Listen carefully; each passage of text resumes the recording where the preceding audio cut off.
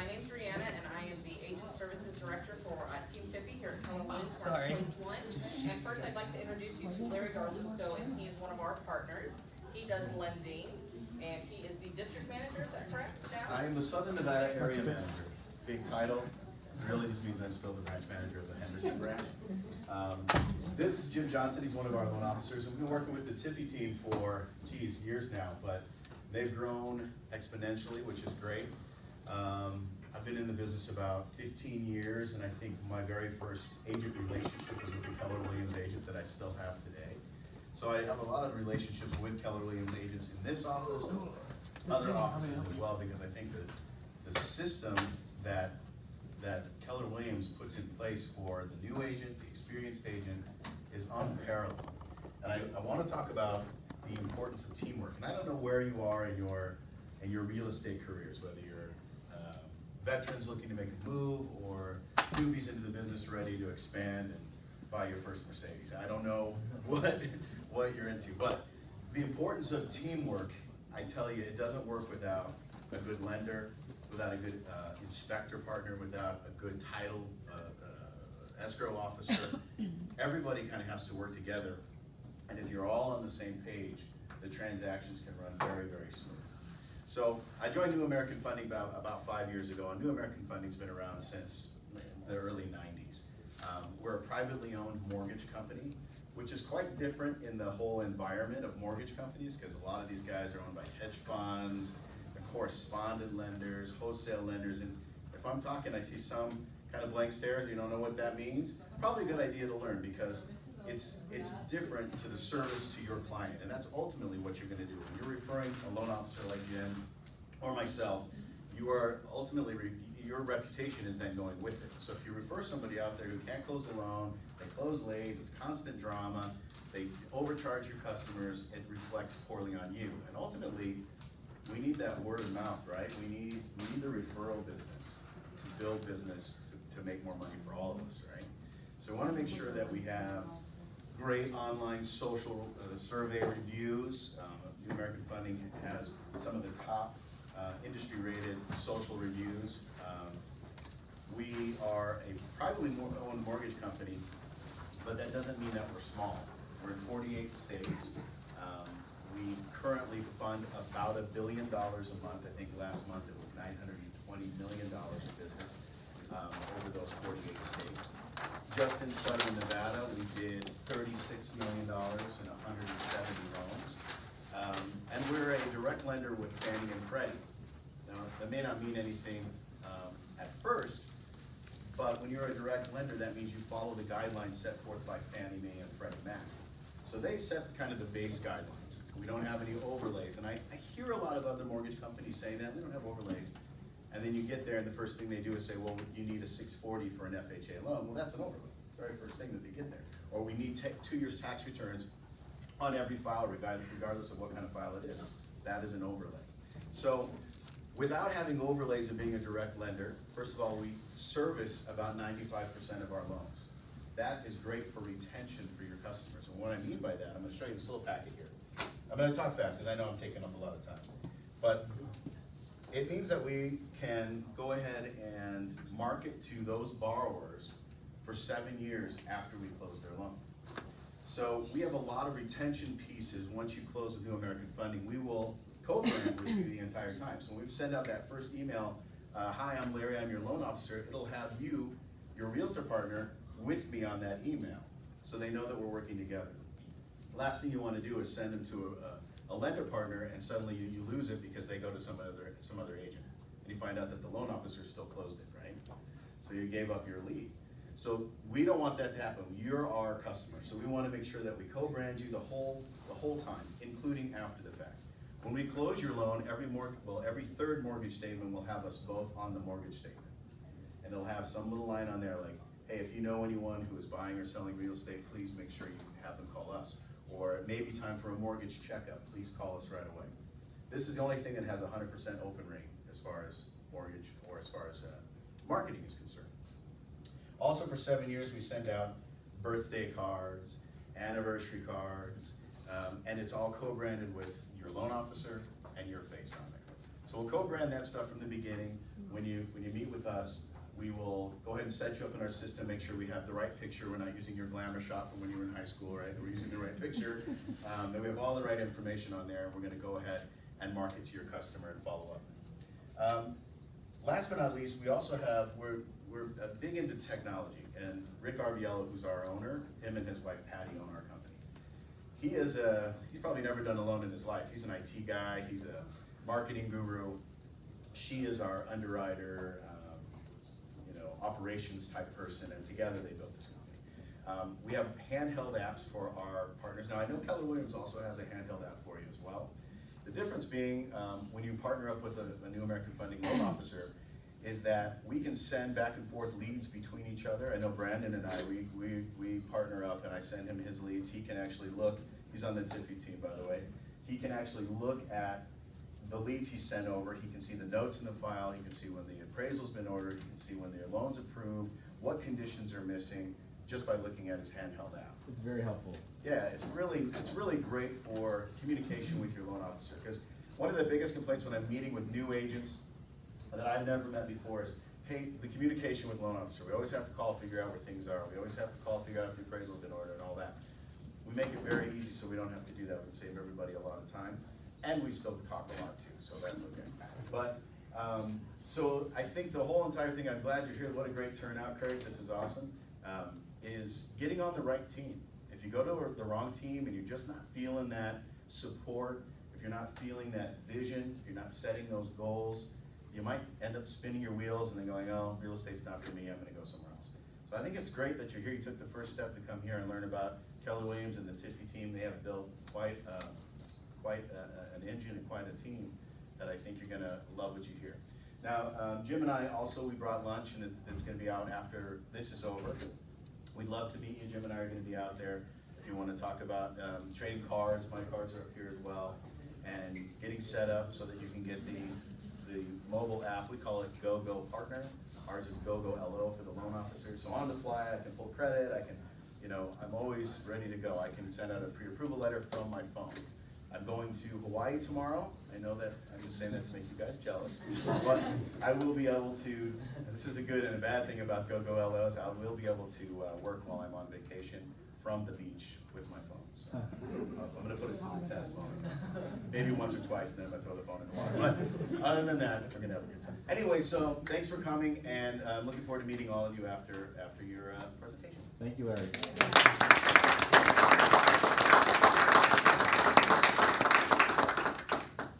All right, so the first person that I'd like to introduce, we're going to have a three-person panel here. Two are agents, team leaders, and one is our broker. And first I'd like to introduce is Craig Tiffy. And I am on the Tiffy team, so I'm going to brag a little here. But we have sold over 200 homes in the last 2 years, and we've been ranked in the top 100 real estate agents in the greater Las Vegas area, and that was as of this year, as of July. Craig has experience in real estate sales, business, finance, and his background is actually in real estate law. So he's a great guy to work under. Oftentimes he knows the answers, and we don't have to reach out to anyone else. Craig is constantly exposing this market center and our team to top-level training and the latest real estate trends and technology. Please give it up for Craig Tiffy.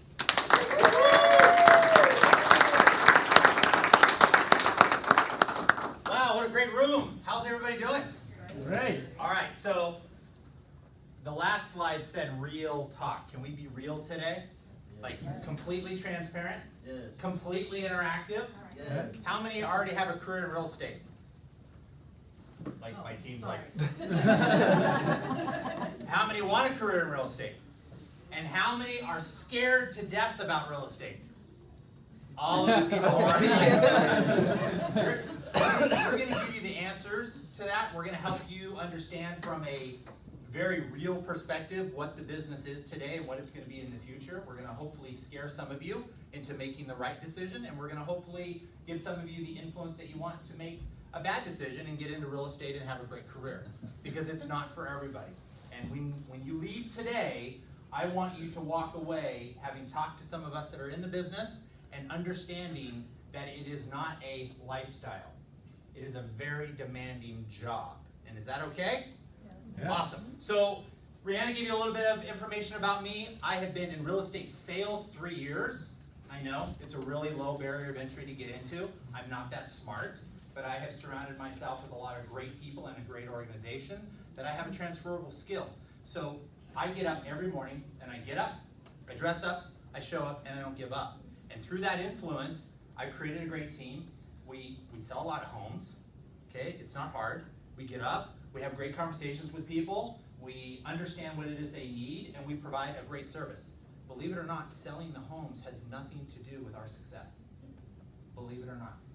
You're gonna take things away today that you can apply into your current job, you can apply it into your real estate business, or if you decide to get into a different aspect of real estate, mortgage, lending, escrows, home inspections, appraisals, whatever that is, you're gonna take some of the key aspects of entrepreneurship today, okay? So I'm not gonna talk anymore right now. We're gonna introduce a couple other people, but I look forward to giving you all the information that we have that allows my team and I to, I guess, top 100 this year so far.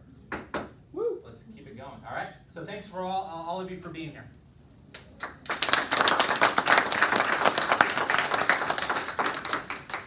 All right, the next person we're going to introduce here is Ed Orasi, and he is the team lead for the Orasi Group Real Estate, which we all call Ogre here in the Ogre. office, if you see. I had no idea that that's what that meant. Really? Yeah. Jeez, crazy. Him and his team have been in the business for 15 years now, and they close both residential and commercial. And you may have heard about his most recent transaction in commercial, which was the sale of the iconic resort at Mount Charleston. Woohoo! Ed has been featured in the Las Vegas Review Journal, Realtor Magazine, and on KSNB Channel 3 Las Vegas. Please give it up for Ed Orasi.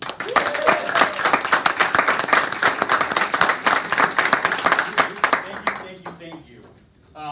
Real quick, Craig and I have known each other for 10 years before he got into real estate. And we won't put that in writing. No, I try to hide from that. Anyways, thank you all for coming. Real quick, I've been in the business 15 years. My wife, which is our transaction coordinator, has been in the business since '93. So she's been in a lot longer than I have, so she knows a lot more than I do. I get the easy Still job. high school.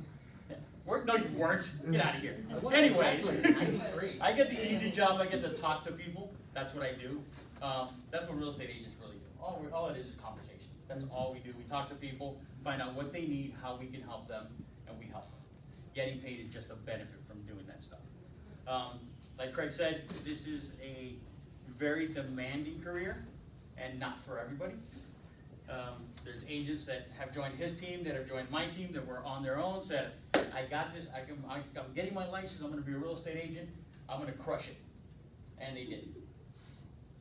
And it's hard. It's a hard business. If you don't have a support staff, if you don't have people to teach you how to do it, if you don't have anybody that will give you guidance on how to be successful, it's a very, very difficult and lonely road.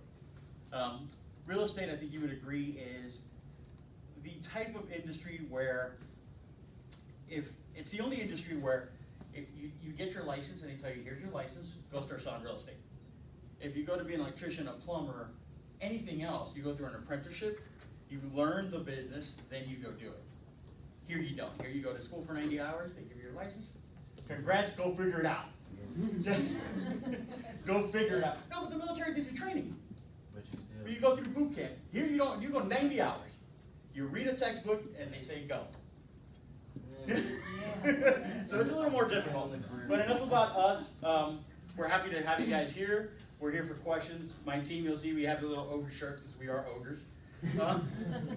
And welcome. All right. All right, the final person that I would like to introduce to our panel is Sharon Swanton, and she's the corporate broker here at Keller Williams Marketplace 1. Sharon, to me, is a wealth of knowledge and has been a broker for 36 years now. She's licensed in Nevada and California and has been licensed in other states as well. She's coached top producing agents, new agents, agents getting into REO and short sale.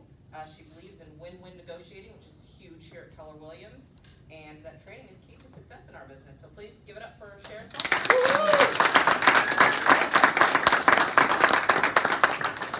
And as you can see, she started being a broker when she was 5 years old. Yeah, right. Actually, I've been doing real estate longer than some of you have been alive. I was in high school. Yes, you were. You were in high school for a long time, but He flunked a couple years.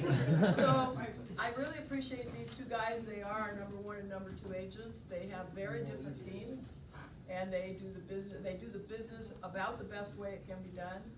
I collaborate with Craig and with Ed on various things that come up when I need somebody to kick around an idea with. I go talk to them because they have not only a lot of experience, but a really good attitude towards our business.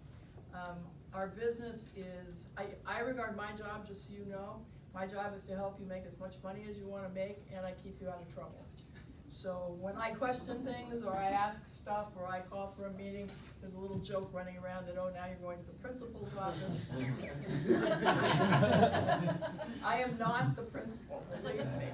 My job is to help you make as much money as you want to make and still stay out of trouble. This business is not terribly complicated. That doesn't mean that it's easy, but it isn't very complicated. So I find that agents generally get into trouble when they overcomplicate the issue. As long as you do it in a straightforward manner, it works pretty well. So I'm the problem-solving department, not the principal's office. Absolutely. So let's give it up for these two.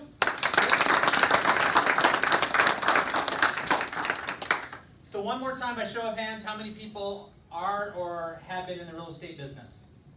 Okay, a couple of you. All right, and the rest of you are brand new, looking at the opportunity. So we're gonna kind of simplify things a little bit and just give you an idea of where we are today. Okay, so let's first start by the market. According to the Greater Las Vegas Association of Realtors, 46,598 total properties were sold during 2017. That is the 3rd best sales year on record and the best year for existing local home sales since 2011. How many remember what we call the Depression? Because for most of us, you know, we were in real estate or we were in some form of real estate when the market crashed. How many remember something to do with that? Okay, so I wasn't in real estate sales at the time. I was running a law firm, and we got into it with the financial crash. So people were losing their homes. We were trying to save their homes from a legal perspective. I didn't realize at the time what the real estate agents were going through. 2017 sales total exceeded 41,720 such properties sold in 2016. So 16 was the best year. Last year's totals ranked just below 47,685 sales, which were recorded in 2009. So 9 was the best year, 2010 was the 2nd best year, 2017 was the 3rd best year. How many think we have a pretty amazing real estate market right now? Yeah, we do. Okay, there's a lot of misconceptions out there. There's a lot of information that's not necessarily factual. It's based off of emotion, but we have an amazing market right now. The best time to get into real estate was probably a few years ago. The 2nd best time is definitely right now, without a doubt.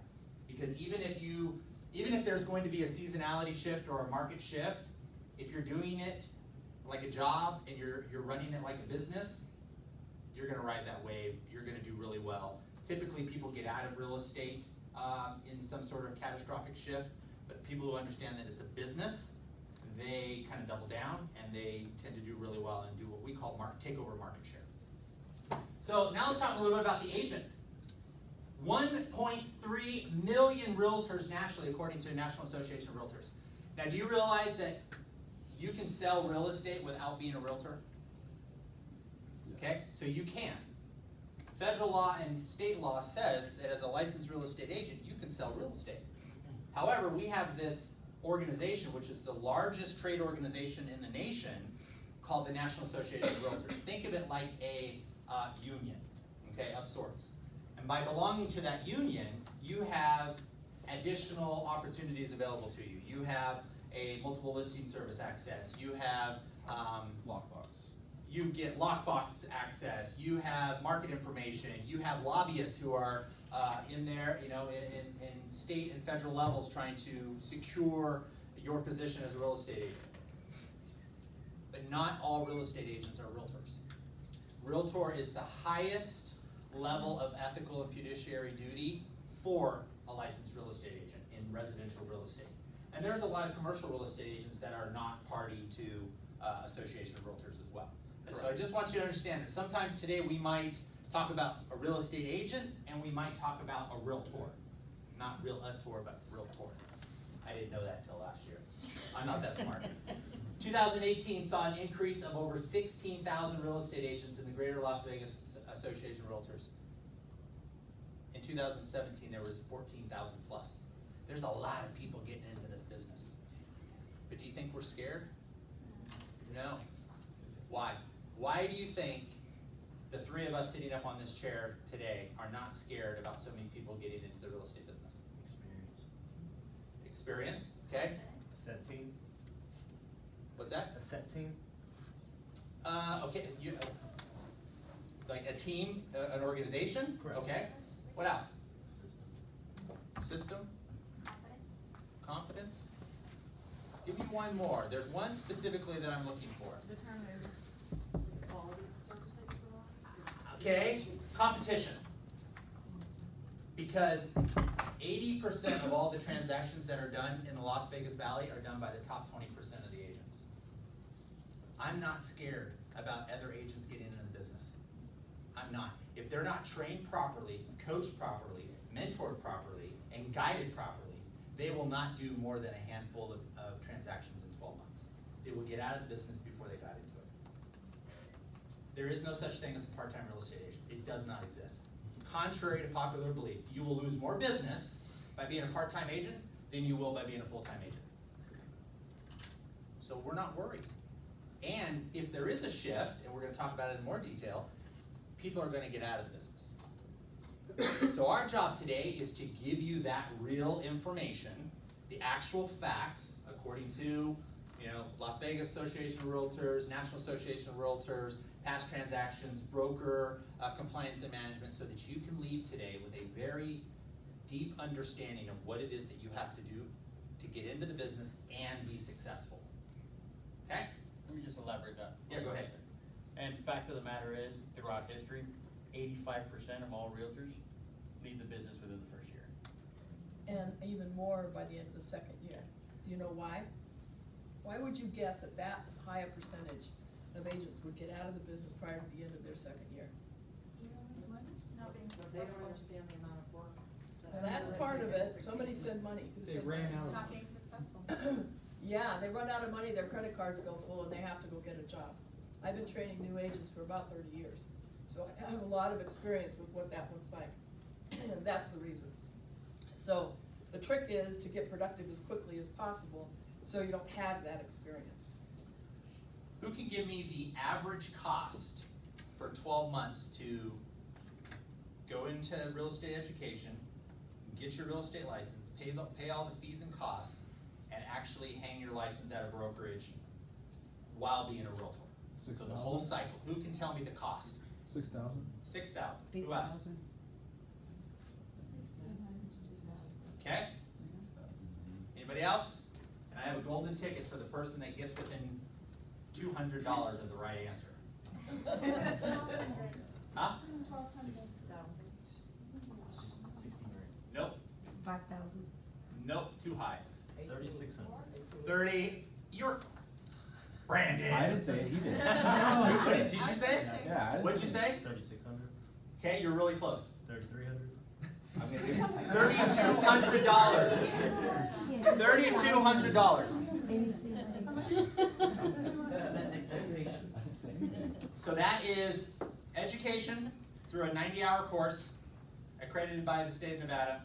That is sitting for what we call proctor exam at $100 a seat, assuming you passed it on the first try, state and national. That is submitting your application to the real estate division at $250. That is having your fingerprinting done, $69. That is paying 12 months worth of GLVAR, fees, costs, startups, key, lockbox, all of that, $3,200. Now, how many, by show of hands, thinks that that's more than what they originally anticipated? Me, I did. Me too. I didn't know about any of it, so I was. How many think it's less than they anticipated?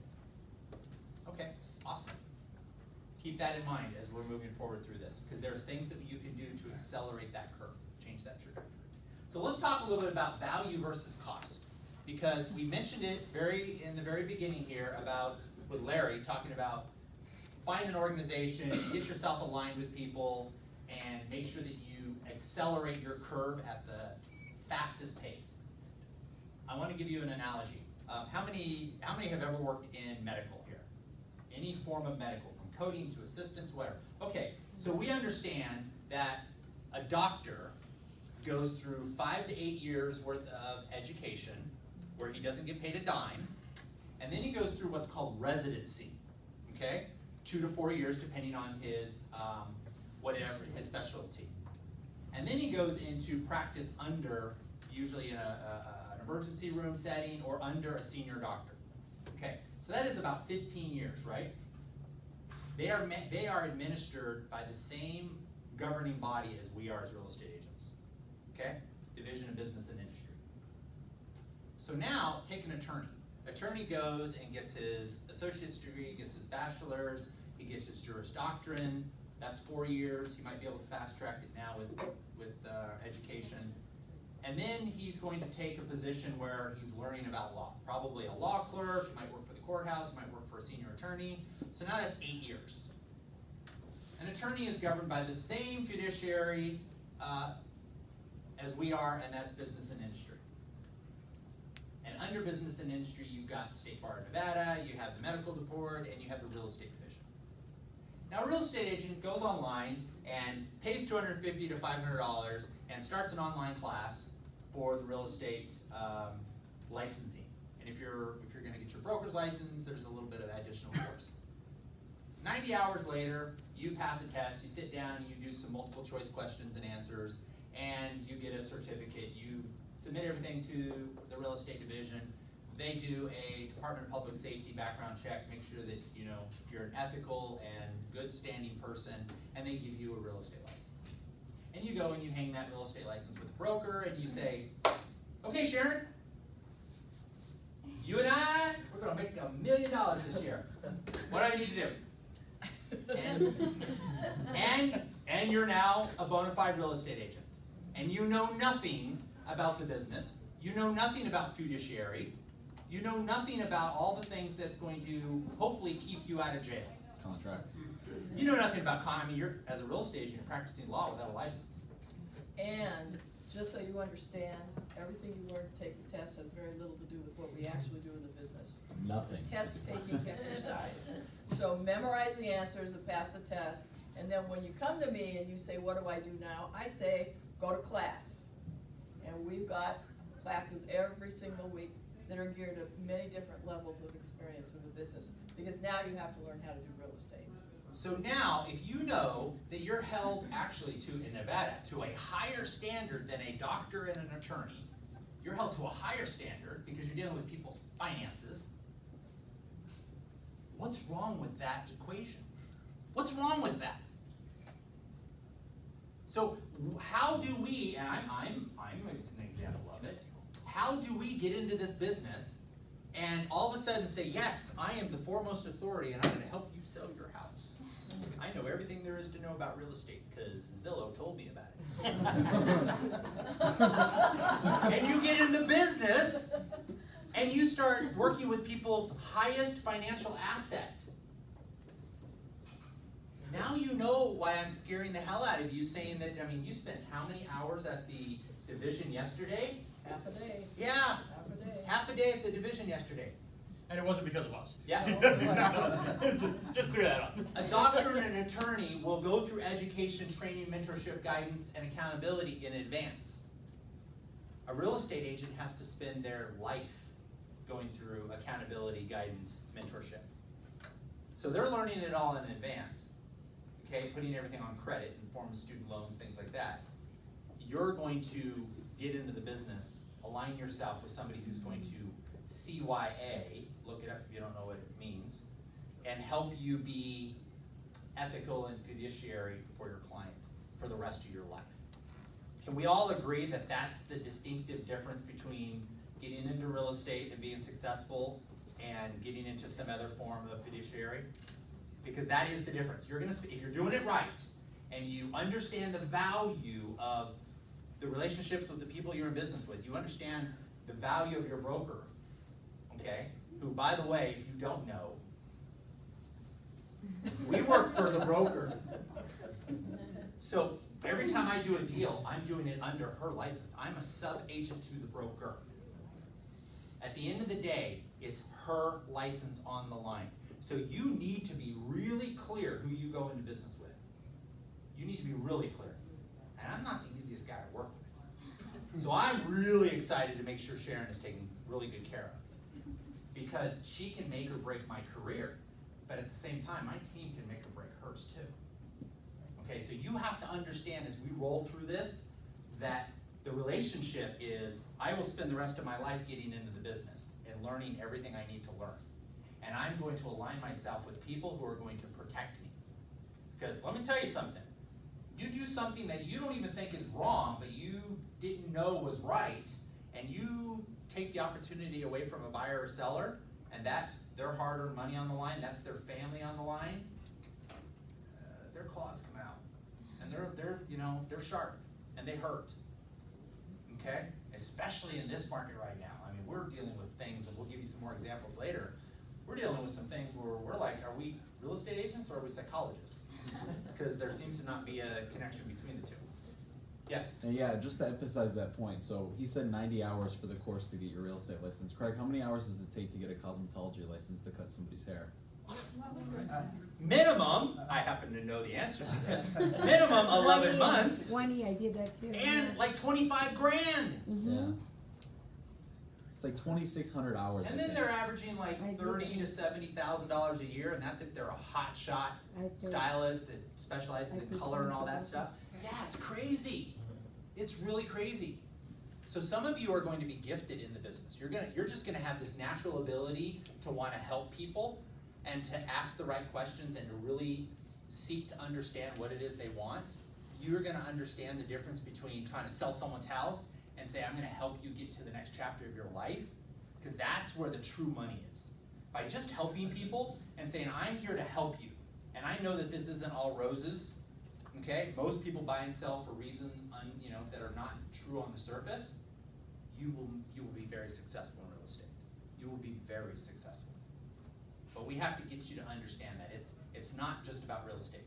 So I wanna talk about the value versus cost, because I think that this is an important part right now, and this is something that Sharon and Ed can really bring to the surface. And then I want to talk about why you thought you were here today and why you think you want to get into real estate.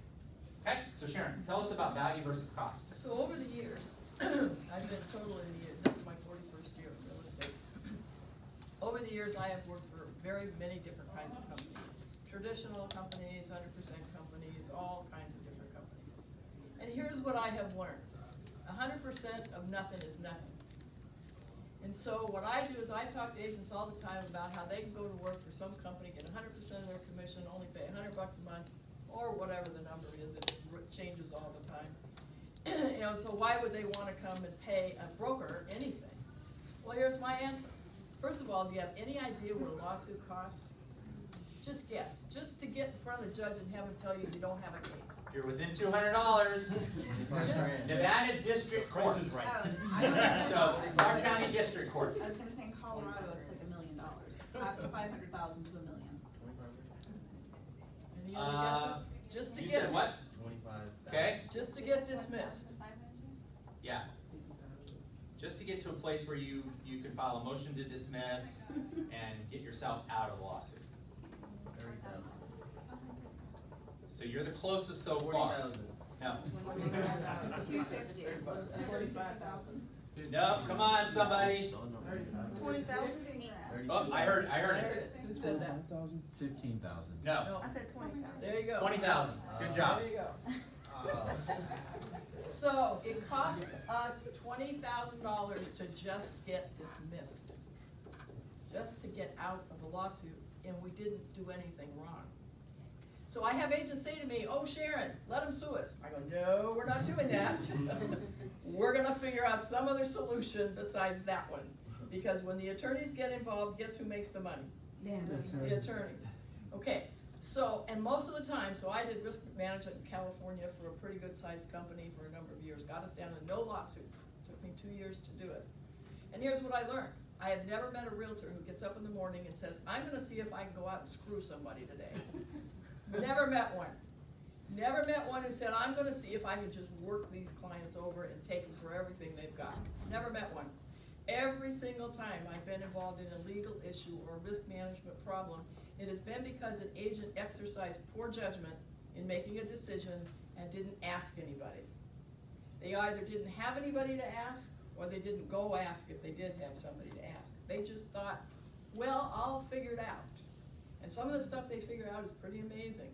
So I say to our agents all the time, there are no such things as stupid questions. And they will say to me, but you're so busy, we hate to bother you. And I say, yeah, you don't think it bothers me? We have a problem, and I'm on the phone with the attorneys for hours trying to work this stuff out. Believe me, that takes time. So, the cost of being in real estate is very much related to how much you learn, how much you know, and what kind of support you have when you get into problems. Because you're not gonna get into them on purpose. Nobody sets out to do the wrong thing. I've never met one. I've met some people who've made some pretty stupid decisions, but I've never met one who set out to do it. It's always either ignorance, not knowing, or it's exercising poor judgment. So who you work with, who your broker is, what kind of training you get, all of those things are extremely important, and guess what? They're not free. They're not free. You gotta pay for them one way or the other. My view is it's a lot cheaper to pay somebody to teach me how to do it the right way than it is to spend the money figuring out how to get out of it once I have done it the wrong way. So be really careful when you evaluate cost versus value, because there are no free lunches. You've heard that all your life. Well, it's true in our business as well. There are no free lunches. So I've worked for all different kinds of companies, and I'm here because of what's on that wall, which I believe in, and I work too. And so does most of this office. And I'm here because I believe that what we do is an extremely valuable service that we provide to people. We change lives. And we either change them for the better or for the worse. That just depends on how good we are at what we do. But it is not something, I had an agent here not too long ago tell me that she wanted to learn everything on the job, she couldn't go to class. I said, that doesn't work. The reason it doesn't work is because of what Ed and Keith have both said. You don't have, Craig, I'm sorry. Hey, Keith! I do that to him all the time, I'm He's much sorry. better looking than I am. That's what it is, Craig, no. Here's what it is, you don't get to shadow people. Most agents are not gonna let you follow them around and show them what they do. Some will, but most of them won't. So when you're out with a client making mistakes, you're doing it on your own, and you may not know what the mistakes are that you're making unless you sat in a classroom and you've been trained and you've role played and you've learned scripts and you've learned how to do it the right way. That costs money. That requires infrastructure, that requires trainers who know what they're doing, requires people who have had experience in the business, and they don't come cheap. So, you've gotta really evaluate, is it costing me, or am I getting real value? Because the value is the thing that's important, not the cost. Because here's the thing, if you can make more money with a company like ours than you'll make with a company that costs you $100 a month, and you get 100% of 2 deals a year, you can come here and do 6, 8, or 10 in your first year of the business. How many did you do your first year? My first year in real estate was 33 deals. There you go. That's the difference. That's the difference. So I say to people, don't look at the cost. Look at the benefit. Look at the income you're gonna make, because the cost is meaningless if you're making the kind of income that you need to make. And there are no free lunches, so you're gonna pay one way or another. So let me talk a little bit more about that. I don't even know your real story. So my first year in real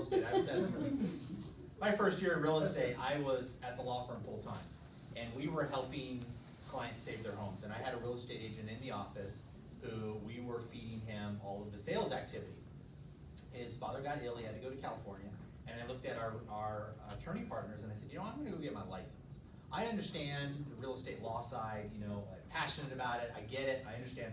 I don't know jack diddly about the sales side, the agency side. So I'm gonna get my license and we can help them with the whole package. And so I did, and I never intended to sell real estate. I'm not a salesperson, guys. I am not a salesperson. I am not a salesperson. Hell no! I am not selling you anything. I'm a damn good salesperson. That's what I pulled out of all this. That was my objection.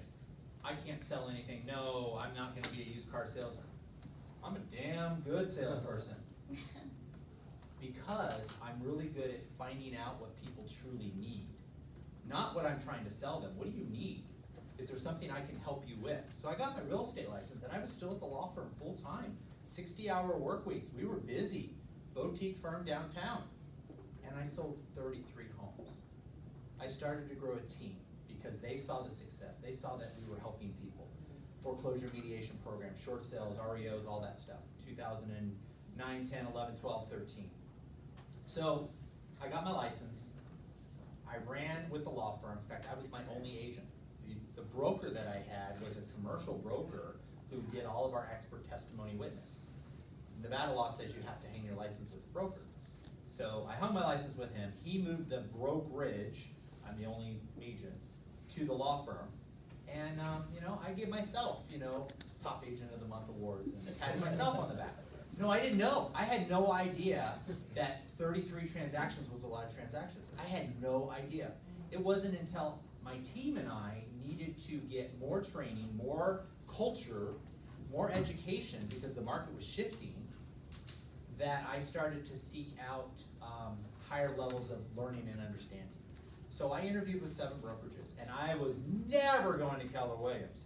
They all have pom-poms in their hand, and they're singing Kumbaya, and they're drinking that red stuff, called Kool-Aid. I'm never going to Keller Williams. I'm a business person. I can't go to Keller Williams. So I interviewed with all of these other brokerages. They're all the top 7. And I called my buddy Ed, and I said, hey, Ed, I know you're over at this dependent brokerage. I want you to understand what it says. I know that you're over at this dependent brokerage, and I think my team and I are going to come over there. And Ed said, I'm not there. I'm over at Keller Williams. And I'm like, what? You? Keller Williams? No way. They said, yeah, best decision I ever made. Here's why. And I said, training, mentorship, guidance, business. At the time they were like almost, I think they were the nation's top real estate brokerage by agent count, but we hadn't yet been named best place to work and best technology company, and now, shameless plug, #1 real estate brokerage in the world. So he's like, hey, just come over and talk to Keith, and Keith will kind of explain to you what Keller Williams is all about. Well, if you know anything about disc profiles, I'm what they call a DC. I'm a driver, I'm aggressive, and I'm assertive, but I'm also super analytical. It takes me a long time to make a decision. So I interviewed with Keith for 4 hours. Because I was making a decision, I was making a business move. I own a business. One thing I've known, I know how to run businesses, create businesses, that's my thing.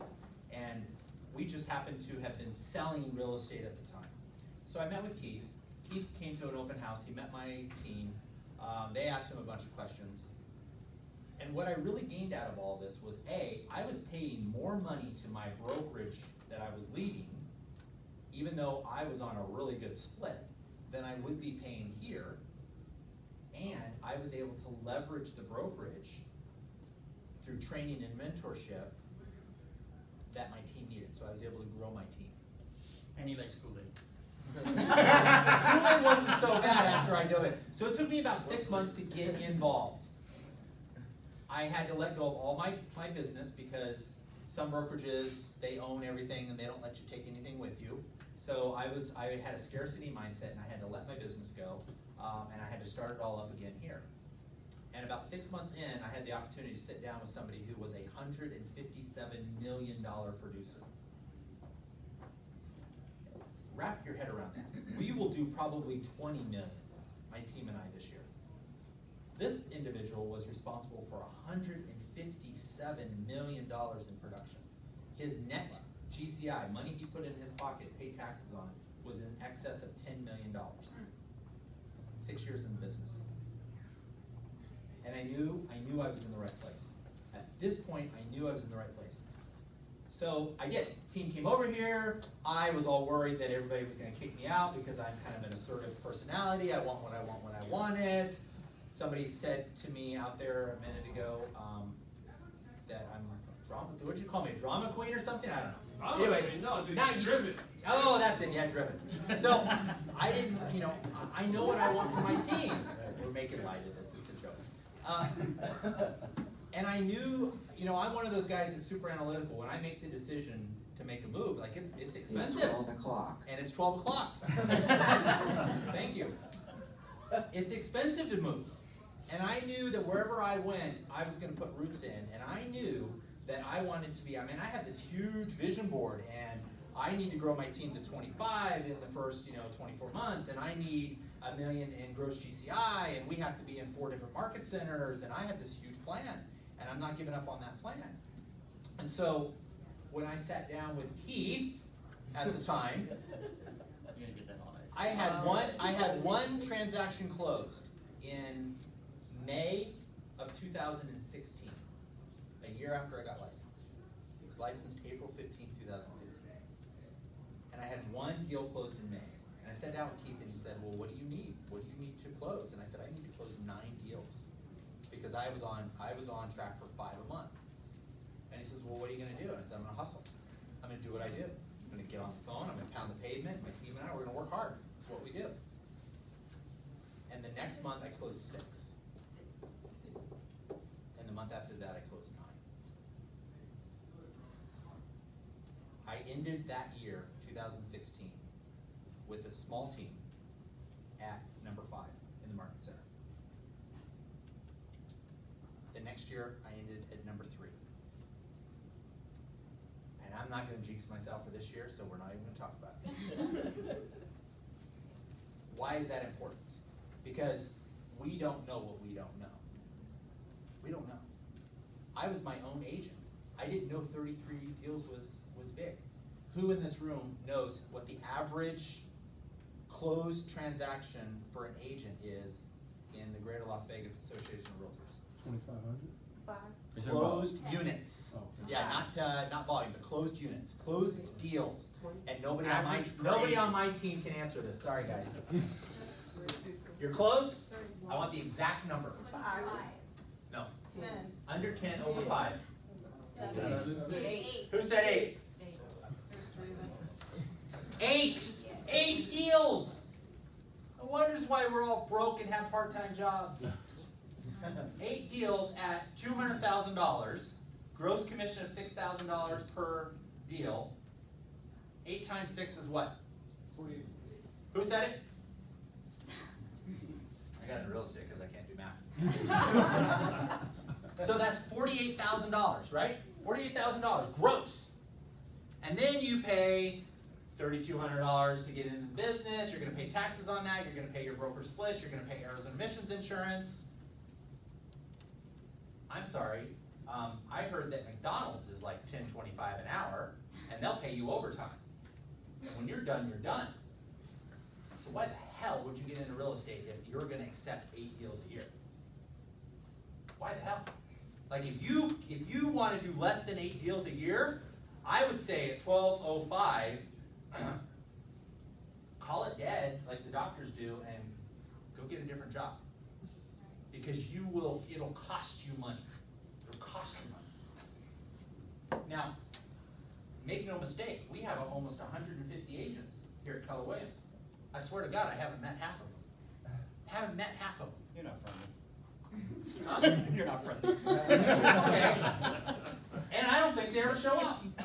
They don't. I see the same people day in and day out. The same people. Oh, and by the way, those are the same people that get checks every week. Those are the same people that are on our top-down report. And those are the same people who are on track to make the living, fund the life that they want to make. So talk to us about dependent mindset of brokerages, independent mindset of brokerages, and interdependent mindset of brokerages, so that they understand. You take that. Sure. Apparently I talk too much. You love it. Okay, so there are just different business models in our business, just like in any other business. So when you talk about the dependent model, you're basically talking about something that's broker-centric. The agents are all taken care of, trained, depend on the broker for everything, don't really learn how to run a business. They're agents, they run a real estate practice. Nothing wrong with that. I ran a real estate practice when I was selling. Took me a little while to shift into the idea of having my own business. Independent is kind of the opposite extreme. You know, we used to say, here's your desk, here's your phone, lots of luck, you're on your own. That's kind of the independent model, all right? And some of you will have that experience. Unfortunately, it still happens. And then there's the interdependent model, which is more what we are. We are about teaching you, if you choose, teaching you how to run your real estate practice as a business that can last beyond you, is beyond just what your capabilities are, where you have the infrastructure and the support to add people if you want to, where there is a roadmap to follow. We call it the Red Book, the MREA, which is Gary Keller's vision of the millionaire real estate agent. We train to that model, and what our purpose is for you to choose where you want to be in the overall scheme of things, and then we will do what we can to help you get there. So what you're looking at right now is our training calendar for the month of September.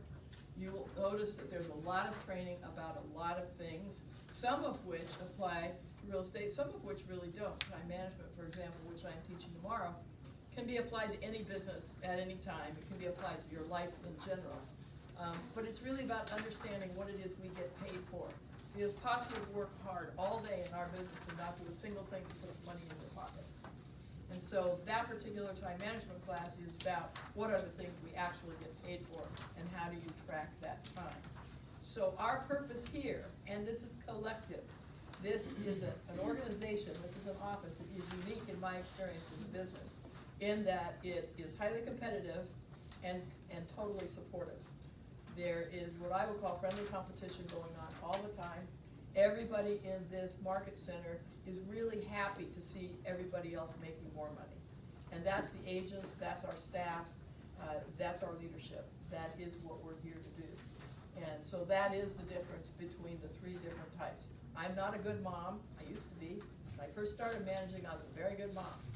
And then I figured out that real estate agents are happy when they're making money, and they're not happy when they aren't. It has nothing to do with being a good mom. So then I started managing production, because I figured out that if you were making money, you'd be happy. And that was a total shift. So I am not dependent in my style at all. I am very much about how much money you want to make, what are you willing to do to get there, and what can I do to help you. And that's pretty much the mindset in general in this marketplace. So Ed, you've been at many brokerages. Yes, You've been in the business a long time. 15 years. Yeah, didn't you sell God his home or something like that? Pretty much. Okay. In Miami, right? It was a cave, yeah. So, I mean, I was a little perplexed when you came here. And, you know, I didn't know, I had my own misconceptions, I had my own, you know, reasons, and, you know, brokerages are not all created equally, just like real estate agents are not all created equally. Just like teams, team owners. The concept of a team is a brokerage in a brokerage. So we tend to be a little bit more of the dependent mindset within an interdependent umbrella. And so we're like a hybrid, at least our Right. teams are, but not all teams are, No. are equal. So tell us about your experience about brokerages, individual agent, being an agent on a team, and then being a team owner now, so that they can get a perspective. Okay, when I started in '03, I started in Florida, and just so you get an idea about the licensing, in Florida, if you impersonate an attorney, it's a misdemeanor. If you impersonate a real estate agent, it's a felony. It's really weird. I used They to laugh realize at- in Florida, most people think they know it all, so that's Right. why the Yeah, that's why attorney they part's do. minimized. So anyways, in Florida, I worked for a small mom and pop place. There was maybe 5 agents in the place, so every year I was a rock star. Every year I did everything because I actually worked. They didn't work. They closed 2 or 3 deals. There was a couple housewives that, you know, had their license, and so a friend wanted to buy a house. They sold a house, and I actually went out and hustled and sold it. In '08, right about when the crash hit, we relocated to Las Vegas. Chef on the road is at the front desk. If you'd like something, please come to the front. You should try it, it's really good. Yeah, it is. Their egg salad is awesome. Their turkey good. So in '08, I transferred over here to Vegas due to some health reasons with my mother-in-law and stuff. And I thought to myself, well, I'm in real estate. This is what I do. I sell real estate. How am I going to learn this area? I don't know Vegas. I don't have anybody here. How am I going to do this? So I joined the team. I said, for me, that was a 4-year plan. I'm going to join a team for 4 years. I'm going to learn everything I can about business here because it's completely different than it is on the East Coast. do everything that I need to do to learn the business here, and then I'd go on my own. I did exactly that. I stayed on the team until I was closing more of my own deals than I was closing other teams' deals. Then it was like, all right, it's time to move on. Then, when it was time to move on, I decided, okay, where am I gonna go? What's gonna be the best fit for me? And truly, what I looked for was monetarily, what's gonna benefit me. Now, you can have a mindset of closing 5 transactions or 10 transactions, or you can have a mindset of closing 100 transactions. It's up to you what you wanna close. Mine was always larger. So I went to look at all these 100% places, because that's where everybody goes. They're 100%, you pay a transaction fee of $350 a month, and you close all your deals. And they just take $350 a month. Well, hold on, 350 times 100 is how much? 35,000? 35,000, very good. 35,000. It cost me 18,000 to be here, and they don't charge a transaction fee. So if I charge my clients a transaction fee, guess what? I'm making more than the 35,000 that I'm spending at the other place. So it was a money decision. Let me come over here and let me see what it is. And you were still an independent agent at that time, right? Yes, I was an independent agent. I came over here, and I said to myself, you know what? It's too much Kool-Aid. Everybody wants a thing. Everybody wants that coach. Everybody wants all these things at Keller Williams. I'm not about all that. I got this. So I got this for a year and was like, I'm struggling. Next year, I was closing deals and making money. I just wasn't making as much money as I wanted to make. So I was like, okay. Second year in the business at Keller Williams, Craig comes over. He brings his team over. I've been in the business longer than he has. He's got a team. I don't have a team. I'm like, oh, hold on. Something's wrong with this picture. He's closing more deals than I. Why? Well, Craig, what you do? Oh, I'm getting coached. Okay, well, I don't think I need coaching, but obviously I do because he's beating me. I have systems. Oh, you need systems to sell real estate. You can't just talk to people? Hold on. I'm good at the talking part. I need to make a system now. So we started then. Now we're 1 and 2 in the marketplace. We're competing every month over who's going to be first place. But what do? Every morning we have a chit chat. You know, like, what are you doing? What's working in your business? What's not working? Now, when you get a job, everybody here's had a regular job, right? You go to work, they give you a task, you do your task. At the end of the year, they say, okay, how did you do? How do you rate yourself? And they give you a raise. Well, when you join our teams or when you join Keller Williams and you get coaching, you get 4 questions. What was your goal? How did you do? How do you feel about that? And based on that, what are you going to do differently to either achieve it or do better? You get that weekly. That changes your life. Because when you do a regular job, you go once a year to go get a raise. They'll give you their 3% or 5% or whatever that is. But they don't care. As long as somebody's in the chair doing your job, they're fine. But somebody that actually cares and asks you the questions. What does the average agent on your team do the first year? Transaction-wise. 12 to 18 their first year. Their first year in the business. Yeah. I have an agent on my team, been in the United States for a year and a half, doesn't even speak the language well yet, and has done 13 transactions this year. And that's not by accident. It's a plan. It's designed to make you successful. Because this is a hard business. This is a business where Craig and I are here typically 7:15 every day, and we're here till 7:30 at night every day. And we're not doing it just because we have nowhere else to go. I got kids, he's got a family as well, we all have things to do. But to be successful, it takes a lot of work. So you can either choose to do it on your own, which a lot of people do and they're successful, or you can choose to align with somebody that has that system and has support for you and has administrative people that can help you through transactions. Because the easiest part of this whole thing is getting a deal into escrow. Which, if you don't know, it's when you open escrow, people are ready to buy. Now we just got to get the financing, the appraisal, the inspection, and the tough part begins. The easiest part is getting somebody to sign on the dotted line and turning the paperwork in. Now the fun begins. Because guess what? We don't get paid for another 30 days after that. That paper means nothing. It doesn't. To us, it means that paper, the only things that mean anything to me is, congratulations, you've recorded. That means their house is already sold and I'm done. But until we get that phrase in email, nothing we do matters. So it's important to align yourself with people that are going to help you get to that. How many in the room have been party to a transaction? Either you bought or sold a home, or you've represented people. Who wants to give us a very quick overview of your experience. Go ahead, because you actually had said something earlier. Sure, so it was very quick, we just signed the paper. I was there with my, you're tall. Stand up, go I ahead. was there with my family, it was a very quick transaction. We went through, saw the house, they signed the paperwork. I don't know what happened after that. Okay. I just know that I got to move into my nice room. Awesome. And what was the psychological experience of that? Oh, I mean, everyone was happy. Okay, was there ever any turmoil? Not to my knowledge, no. Okay, thank you, congratulations. Who else wants to show their experience? Go ahead. So Stand up, we have a new, you know. There you go. Okay. So I'm a real estate agent from the LA area that recently transferred to Summerlin. Awesome, And congratulations. thank you. I closed about 21 transactions in less than 2 years. Happy to say I got all 5-star client reviews on every closed transaction. Because to me, it's not about the money, it's did I help to fulfill my clients' dreams, did I protect them, take the fiduciary responsibility, you know, to the next level. But a funny story is my mentor, who I still talk to, my first escrow that I opened, I was like, yes, I opened escrow. He's like, title hasn't recorded yet. I'm like, why are you waiting on my parade? Next week, I'm like, appraisal came in and appraised. Title hasn't recorded yet. He said, you're gonna learn very quickly that about 20% of the time, these are gonna fall out. 1 in 5. Wow. So I'm just preparing you that until the title's recorded, you're doing that key exchange with your gift, nothing is a done deal. And I think that was a great way to keep a good perspective that one, it's sometimes the client's best interest when they fall out, and it's protecting them, let it and advise them accordingly. And then, you know, they'll find another house eventually, 99% of the time they did. It was usually the next house we went to escrow. Yeah, so what did you take from what she just said? And this is really important information. That just because you signed on the dotted line, the sale isn't over yet. You might, 1 in 5 falls out, that's a huge number. So one of the value propositions, oh, go ahead. What's yours?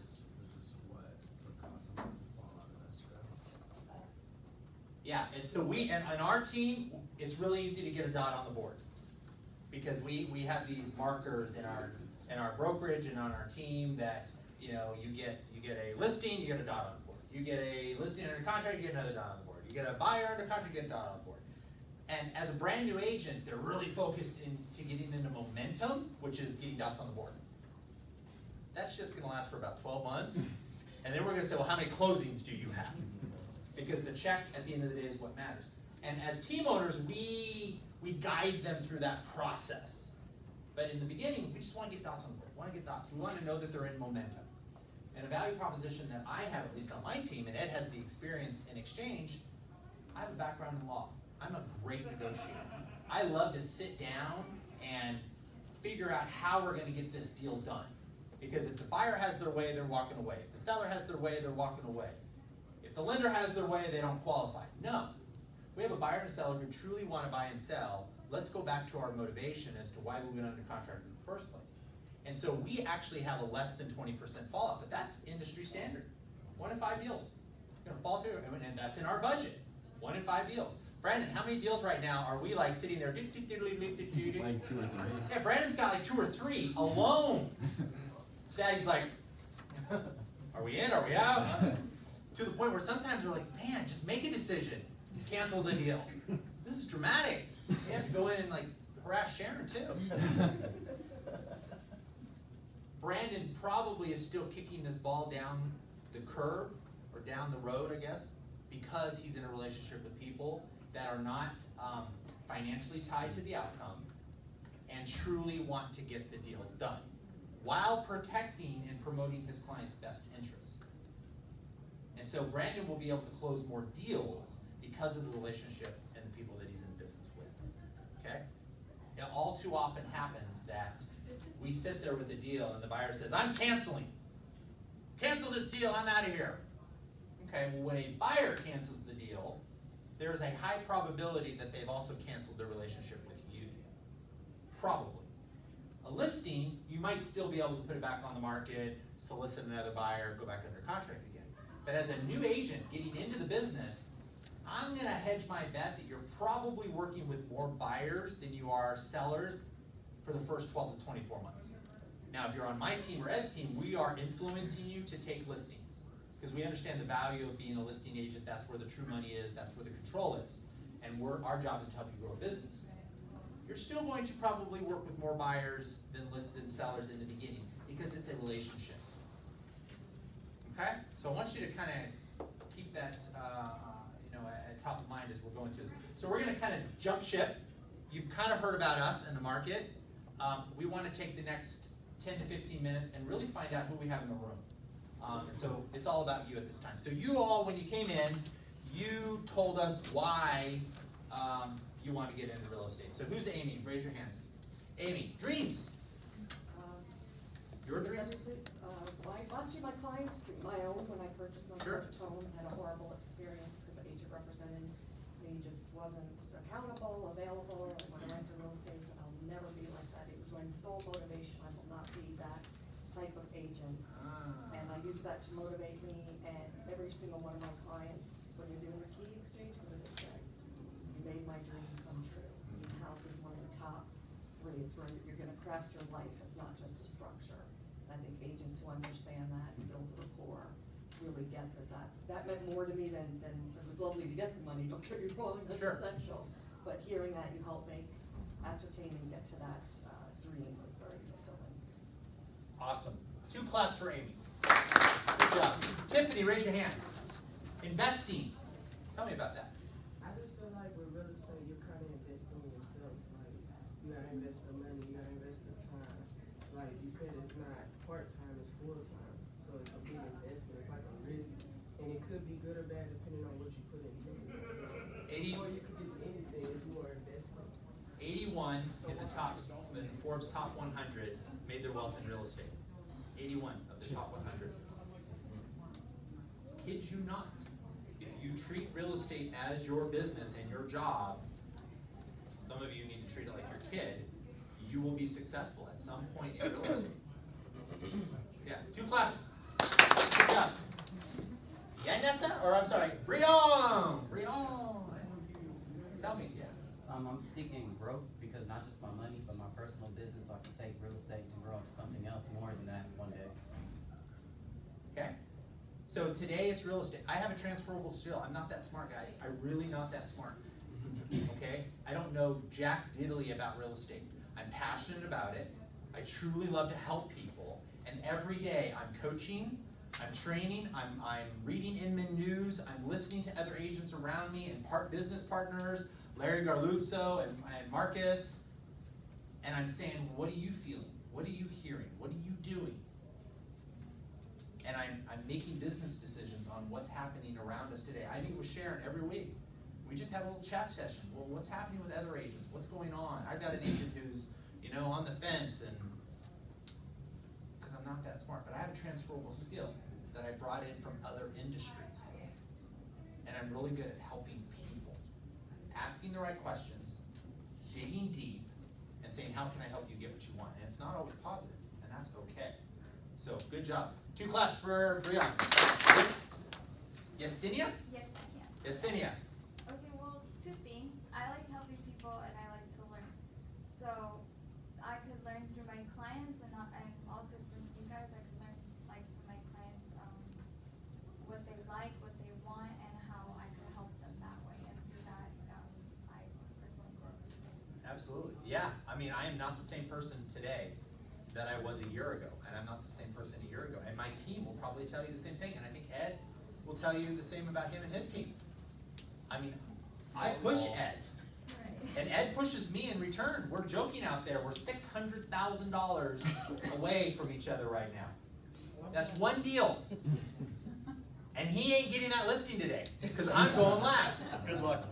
And we have a good life because of that. Our families have a good life because of that. That's truly important to us. Personal growth. Now I have a better relationship with the IRS. Now we're on a first name basis, but we have a better life because of that. So that's for 2 claps for Yesenia. Natalie. Oh, I want to hear about life. Oh no. So you're either going to have a life or you're not going to have a life. It's one or the 2. It's a new way of life, Okay. as far as I'm concerned. I've worked in a lot of different industries, and I realized that, you know what? It's time for a new chapter. Good. It's time to do something different. I've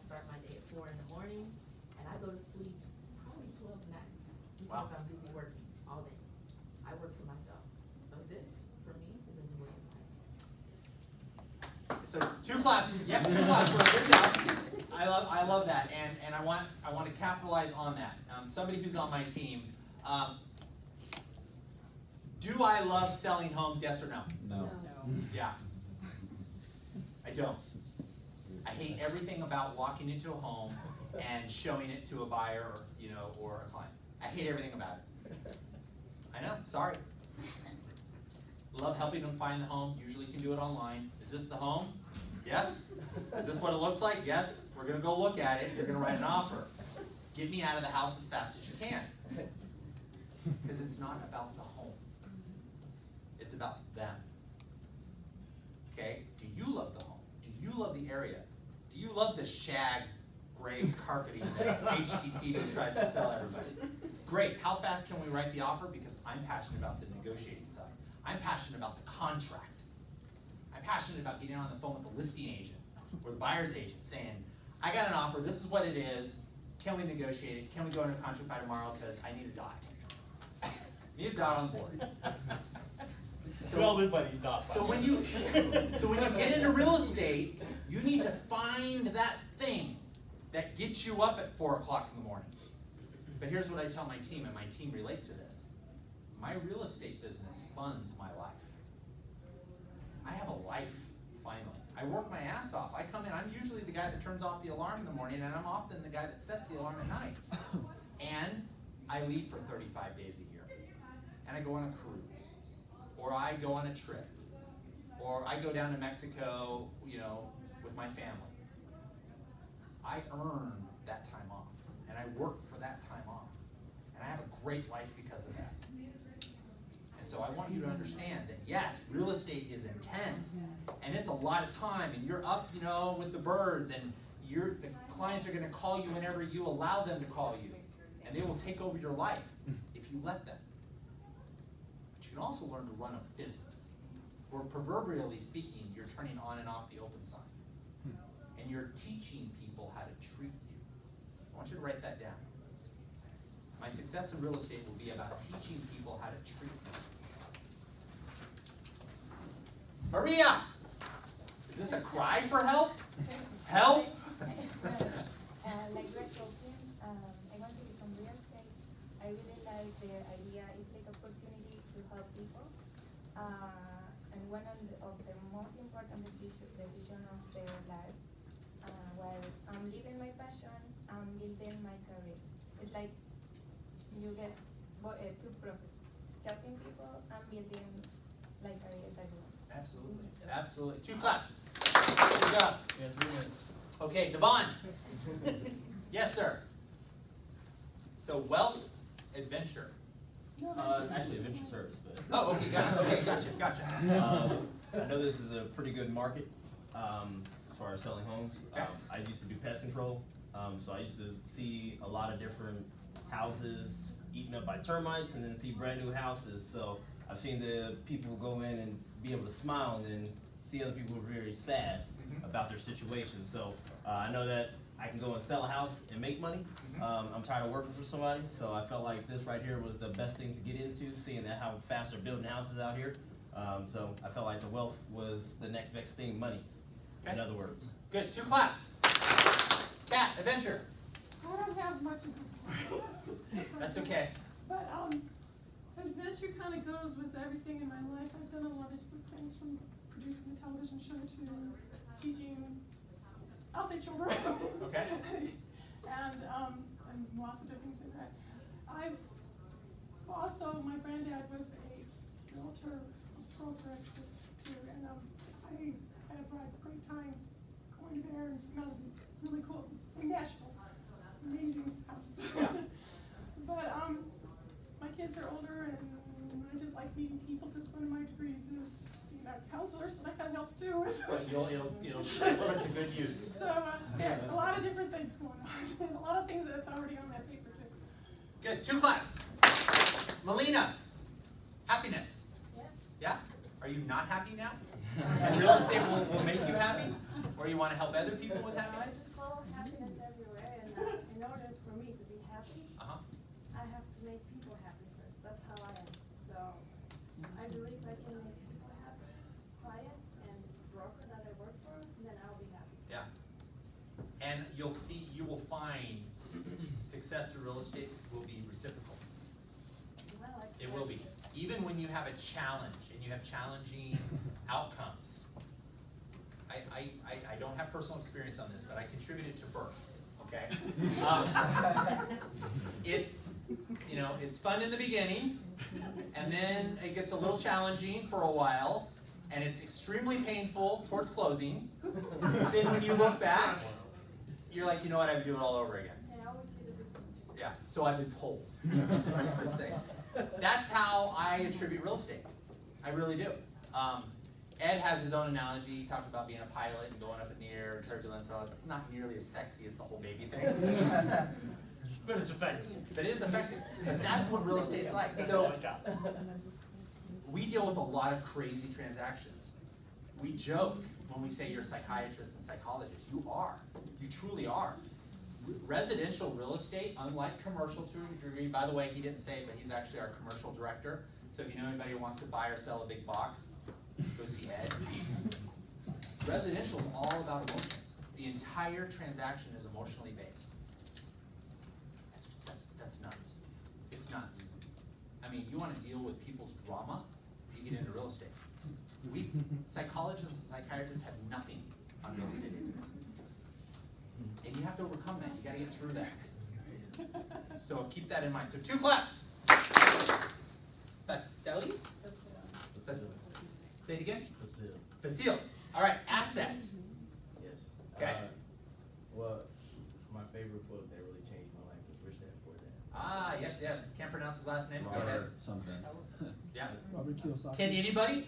Yeah. Robert Kiyosaki. There he is. Kiyosaki. Yeah. I was calling Kawasaki.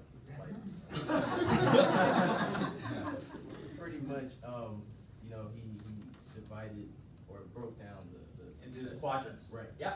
Yeah, I can't really remember the letters, but yeah, pretty much this is another avenue of just another asset. Pretty much. So they're all alike. You know, Rich Dad Poor Dad, Tony Robbins, Gary Keller. This is not a book. It's not a New York Times bestseller in my world.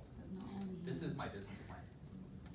You want to know how I got successful really fast and changed the trajectory? I read this to the point where I have 75% of it memorized. Unfortunately, I didn't have the chapter that Ed came to me yesterday and asked me, but this is my business plan. All of the really successful real estate agents at Keller Williams, and I think there's out of the top 100 in the nation, we have like 26 of them at Keller Williams. Because these guys, we're standing on the shoulders of giants. Gary Keller, back in 2002, went out and interviewed the top 100 real estate agents who were making over $1 million a year, which, by the way, in 2002, that was a lot of money. They were not all at Keller Williams. In fact, there really wasn't much of a Keller Williams at the time. And he interviewed him, and he said, well, what are you all doing the same, and what are you doing differently? And I'm going to analyze that, and I'm going to create a book. So this year, 2 months ago at San Francisco, Brad Inman put out on social media for all of the Inman Select and said, how relevant is Gary Keller's MREA book? 82% said it's still relevant today. Today. Because real estate is simple. It's not easy. We have the same principles for the most part for the last 37 years, back when you sold Guy's house. Yeah, nothing's changed. Help people deal with the transactional difficulties, overcome that, everybody's good. When we break for lunch and we go out there, I'm happy to talk on 101, but I have this opinion that the market is definitely going to shift. And we have 3 or 4 more, so we're not going to miss you guys. The market's definitely going to shift, and it's not going to be a financial shift. It's going to be a technological shift. One of the things that I'm so proud of right now is that Keller Williams was named a technology company. Because we are.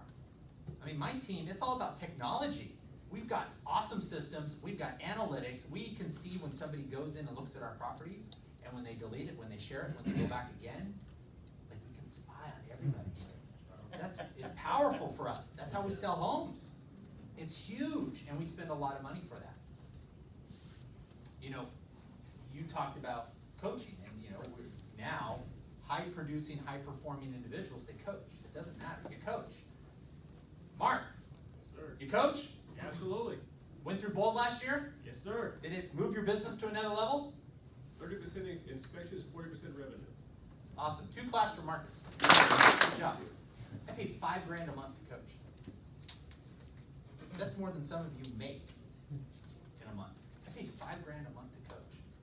Everybody who's truly successful in business has a coach. In anything. In anything. Acting, tennis. Doesn't matter. Whatever. Because you know what? I'm pretty good at getting my butt up in the morning. But some days, I need somebody to get me up. Yeah, not that one. So, who are you in business with? What are you doing in your business? Where were you at? Where are you going? Because no one succeeds alone. I learned this a long time ago. Rich Dad, Poor Dad, Tony Robbins, they will all tell you, no one succeeds alone. It is impossible. If I didn't change my trajectory and move brokerages and call Ed one day thinking he was still at another company, you're welcome. Which, by the way, he's my sponsor. So you did pretty well the last couple of months. Yes, I did. Yeah. Profit share. Gotta love Keller Williams. Yeah, you did pretty well. He's not complaining. Nope. I would not have the trajectory that I have today. And I wish there was a real talk when I was making the decision to get into real estate and actually sell. Osvaldo. Growth. I have my license in California. Same thing, how everyone thinks that they're gonna go in there, sell. I failed at first. Yeah. I had to learn. I worked as an assistant, worked as with actual investors. So the last few years I worked in property management, growing, learning, from my failures to, grow and become better. So this is everything that I've learned so far, I'm gonna use it and do the right thing this time. Good, so this is your second attempt at real estate. Yeah. And are you learning things now that you wish you would have known then? Yeah. Yeah. Because we're always going to learn. We're never gonna know everything about real estate. It doesn't exist. But start somewhere. Hint, hint, hint. It's red. 3-letter word. Start somewhere, man. There's no other brokerage out there that can at least package a book and say, hey, if you do this and do nothing else but this, and you follow the systems, training, tools, and models, you will at least earn a living. The rest is up to you. The rest is up to you. I'm good at getting up in the morning. I realized early on, hire a coach. I started with a Tom Ferry coach. And then I moved to Mastery, which is a Keller Williams coach. That was about mindset. And then I moved to a productivity coach. By the way, remember me telling you that guy, $157 million? He's my coach. Get what you want in life. Absolutely. My team got the chance to meet him last week. We're going to bring him here to Vegas, probably in November. Find where you want to be and don't give up on that track. So I'm glad that you didn't give up. And real quick on your coach. Yeah, you met him too. Yeah, we had an event that it was by invitation only, and it was the 80% of the business done by 20%. It was the top 20% of Vegas. So when you're in that room, we're talking about it, it's very humbling because you see who's who in real estate in Vegas, who's making the money, who's movers and shakers, and it was put on. And to be in that room for me personally was a huge advantage. Just to get to meet people, talk to people, because they're the ones that when you have a deal, you make a phone call and say, oh, I met you at that event. Because it's all about relationships. This is the relationship business. It's not a texting business, not a sending emails, it's a relationship. Get into business with people. People do business with people. You leave a brokerage, you go somewhere else, they're still gonna be your clients, but they're your clients. So you need to, I said at the beginning, and I firmly believe that conversation is how you do things. That's where the money's at. Absolutely. Let's get through these 3. We're going to get through this. We're going to all go eat. So, Amanda, okay. helping others find a new I love that. Yeah, I love that. I mean, if you can insert help into your business plan, you're never gonna go wrong, guys. If it's all about you, this is going to be a lonely road. I'm telling you, it's going to be a lonely road. And I mean that with all sincerity. But you start putting, you know, someone else in front of you, are you gonna get rich off of it? I don't know. But you're gonna go to bed every night knowing that you truly did the right thing. You're gonna go to the broker before, you know, the problems get out of hand, because you're doing it for someone else. I'm not in production anymore. I don't buy and sell homes. I hate it anyways. I don't buy and sell homes. I do almost all of my business through my team. And I'm very fortunate to do that. That was a big pond that I had to overcome and jump over.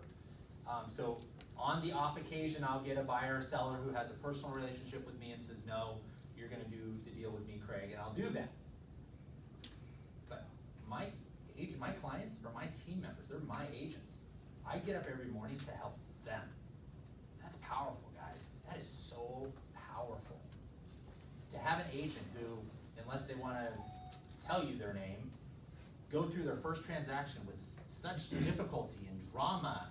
Now, your first transaction is always going to be the most difficult because you have no measurable result. And like wanting to cancel the deal 3 or 4 times, the buyer wanting to cancel 2 or 3 different homes, and then call me up when they handed the keys at the house and say, oh my gosh, I'm in tears. This is why I'm in real estate. To see that client at that door, putting that key in with her children, saying, I'm a single mom, I have busted my behind for 20 years, and my young adult daughter is here by my side, and I'm buying my first home. A dream that she had had since her child was a baby. And for that agent to go, oh my gosh, now I get it. Wow, yeah, and now imagine how I feel. I'm like, so that's what gets me up in the morning. And if they don't make their money, I don't make my money.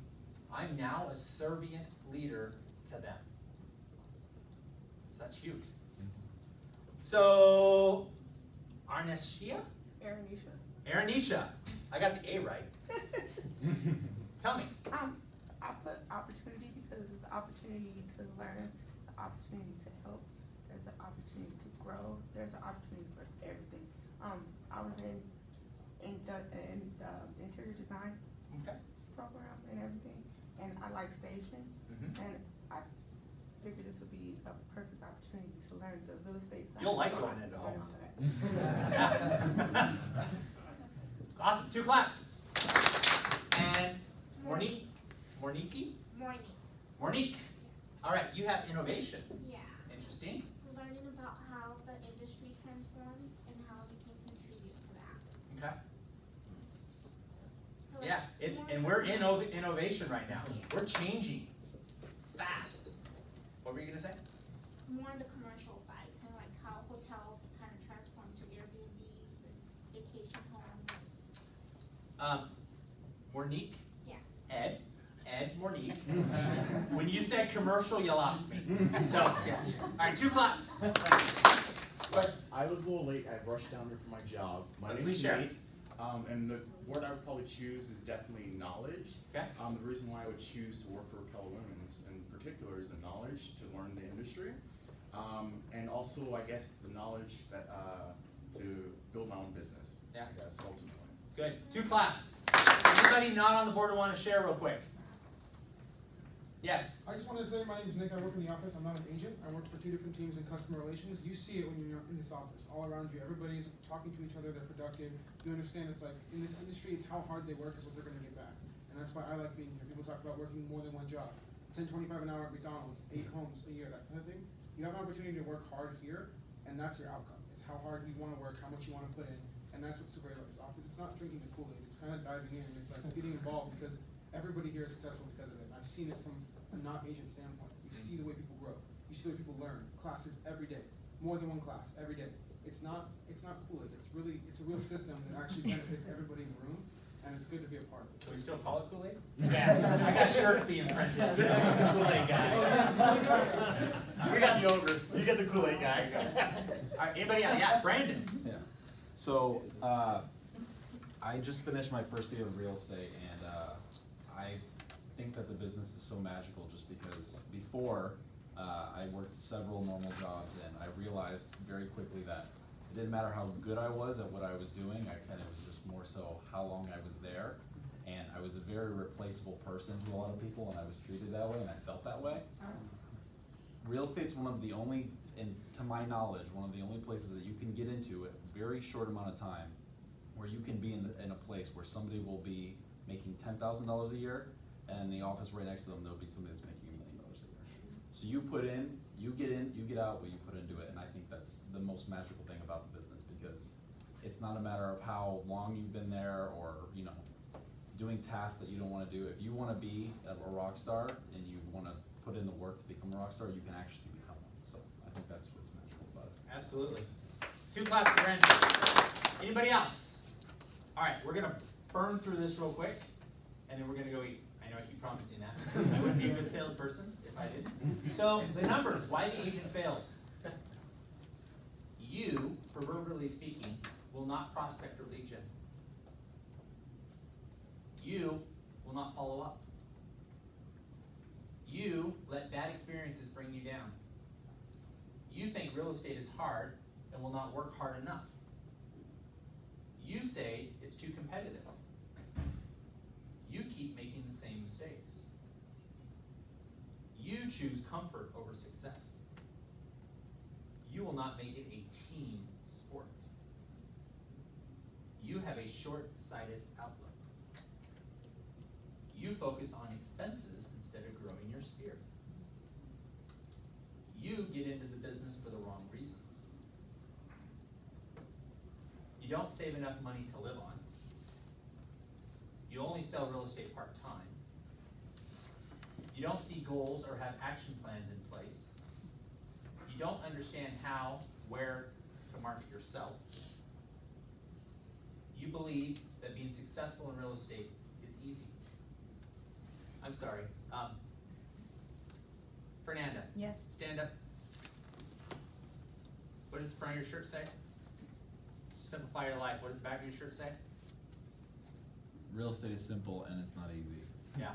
If you can overcome the fact that it is probably going to be the most difficult business you have ever been in, because it's your business. Your business. And you know it's going to be the most difficult, you will be successful. If it's not difficult, and you're not waking up every day, putting out fires, challenging yourself, prospecting, grinding, on the phone, in Starbucks, having enough cards to hand out to hit your daily quota, you're not running a business. You're not running a business. You have a job mentality. And then you have to say to yourself, well, what am I worth today? I know when I have to get up and I have to make photocopies, or I have to get onto the computer and do something, I know that I'm worth $8.25 an hour. And everybody on my team knows that I know that I'm worth $8.25 an hour. I have made the decision to do less in my business that day than what I'm potentially capable of doing. Now my team will also tell you that I'm worth how much an hour? Crickets? I'm worth $250 an hour. Because when I was at the law firm, I had to bill at $250 an hour. And so I want to get into work, I want to make that money, and I want to get the hell out of Dodge as fast as I can and go have my personal life. And when I'm not making $250 an hour, I'm failing myself for the day. And I know that. Doesn't mean I don't like to make coffee once in a while and make copies, but that is the truth. You are difficult to work with, okay? Probably why I don't show homes anymore. You're laughing at me. You're only interested in real estate and not committed. So we focused on last month. We've got real focused on this. How many in this room are really interested in getting into real estate now? Awesome. How many in this room are committed to getting into real estate now? Yeah. Are you interested? Where you want to date? Or are you committed? Where you want to buy the house? You want to join the bank accounts? I want people in my life that are committed. Because I'm going to throw you into the wolves. I'm going to throw you into the wolves. If If you're interested, probably not gonna give you much time. You are not strategic or have a business plan. Sharon won't even let you start selling real estate without a business plan. She wants to know who you are, where you're from, where you're going, so she can gauge, some sort of risk management on you. And why? Yeah. I wanna know why. Well, if you don't know why, then you shouldn't get into real estate. That's right. That's the most important thing is your why. Why are you really doing this? You fear mistakes and have a desire to look good. I get that a lot with new agents. I get that a lot. No, get messy and do it for the right reasons. And you have no or the wrong role model. These are my favorite. You open your business 1 day a week. Part-time agents?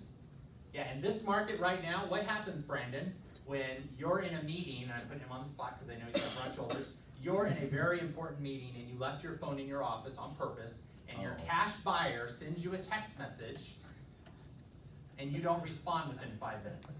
During business hours, which Brandon sets the expectation, I'm available within business hours. Yeah, like you said, I left my phone in the office, and I went into a meeting, and I didn't realize I wasn't wearing my Apple Watch or anything, so I didn't get the text. I came back probably 40 minutes after the text was sent to me. And I texted back, they said, hey, we would like to go look at some more properties today because I had shown them a house the day before. All cash buyer, ready to go, ready to purchase. And I texted them back and they said, of course, what are the addresses you were looking to see, because I knew they had some in mind. I'll look them up right now and I'll set appointments. Oh, I thought you weren't available, so we have somebody else showing us houses. Now, I want to also preface, he had a very intense but brief relationship with this buyer. He was not in a position to have a buyer broker's agreement signed yet. And the relationship was, I must get this by this day, and I need you to help me with that. So that's not necessarily how he runs his business. However, in that buyer relationship, he had to perform in a certain amount of time. And when he didn't, that buyer said, I don't believe in loyalty anyways, I'll just move on. Yeah. Which speaks to the importance of the buyer consultation appointment. Absolutely. Yeah. So you have no sales partner. How many in this room have a business or have a past in sales? Oh. Like sold for commission? Okay, half of you. And the other half, what are you going to do to learn to be a salesperson? What are you doing right now to learn to be sales? You need to know that. And you don't have metrics-backed goals. I know exactly how many people the team has to talk to, where they come from, in order to convert them, in order to close them. I know exactly down to the numbers, and I'm pretty good. Pretty good.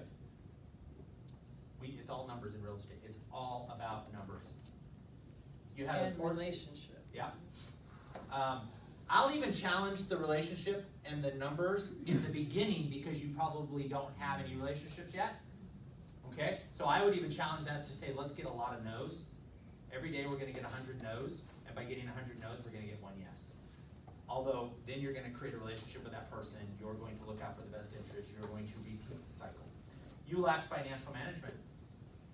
Yeah, you get into real estate. You made $50,000 on my team in less than 12 months. You bought the new car, you moved out of mom's house, you went and bought those. What kind of suits do you like, by the way? Ted Baker. Yeah, you went and bought Ted Baker suits, which he hasn't, but you go and buy Ted Baker suits, and then you have a dry spell for 3 months because you worked in the business instead of on the business.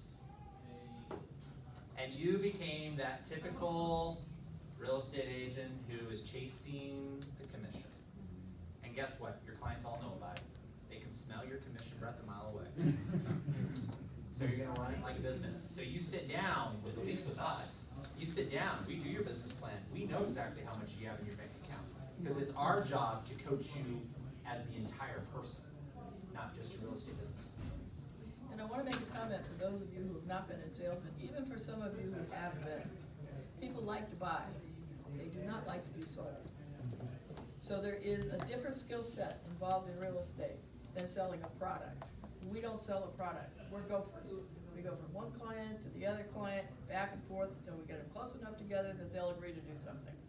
And so It is a very different kind. There's a lot of things in our business that are counterintuitive, that your past life, you will not bring experiences from your past life directly into our business. Because it is a really emotional business, and people behave in an irrational way. And you have to learn how that works, and there are patterns to it. You can learn, it can be taught. There are patterns, and you can learn to spot what you're dealing with, but it takes a little bit of time, or somebody to help you see. Ahas.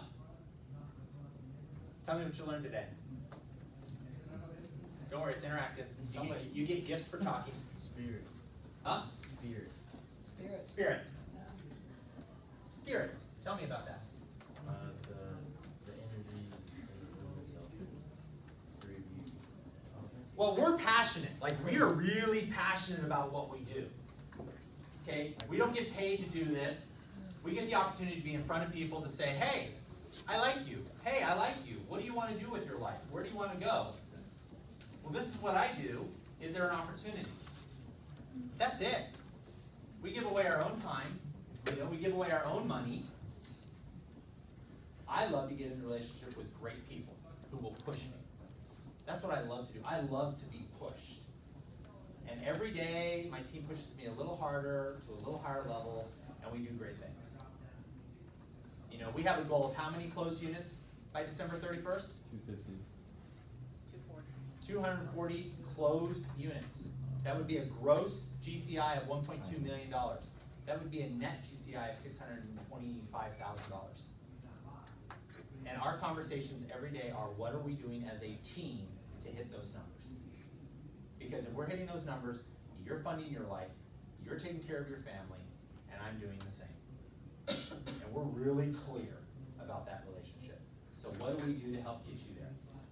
My team, we have a routine, we have systems and standards that are non-negotiable. Do we hit them every day? No. We fail often. But we wake up every day with a reset saying, are we going to win today or are we going to lose today? These are some of the things that we do. Who else wants to give me an aha? You sacrifice your time and energy and treat this as your business, not just, okay, I'm just going to go get that down on the board. They're important. They're important. That's are important. But it's a business, helping people to find the right house or property commercially. By show of hands, how many in the room love their job today? Love it. Okay? Guess what? In real estate, I get to decide if I love today or not. I get to go home saying, did I win or did I lose the day? And I have the metrics in place. If I don't want to talk to Ed or Sharon, I don't have to. I don't have to. I can say, you know what, Sharon, I appreciate it. Can I come and talk to you tomorrow? Can I come and talk to you the day after? Because at least at Keller Williams, they understand that we are their client.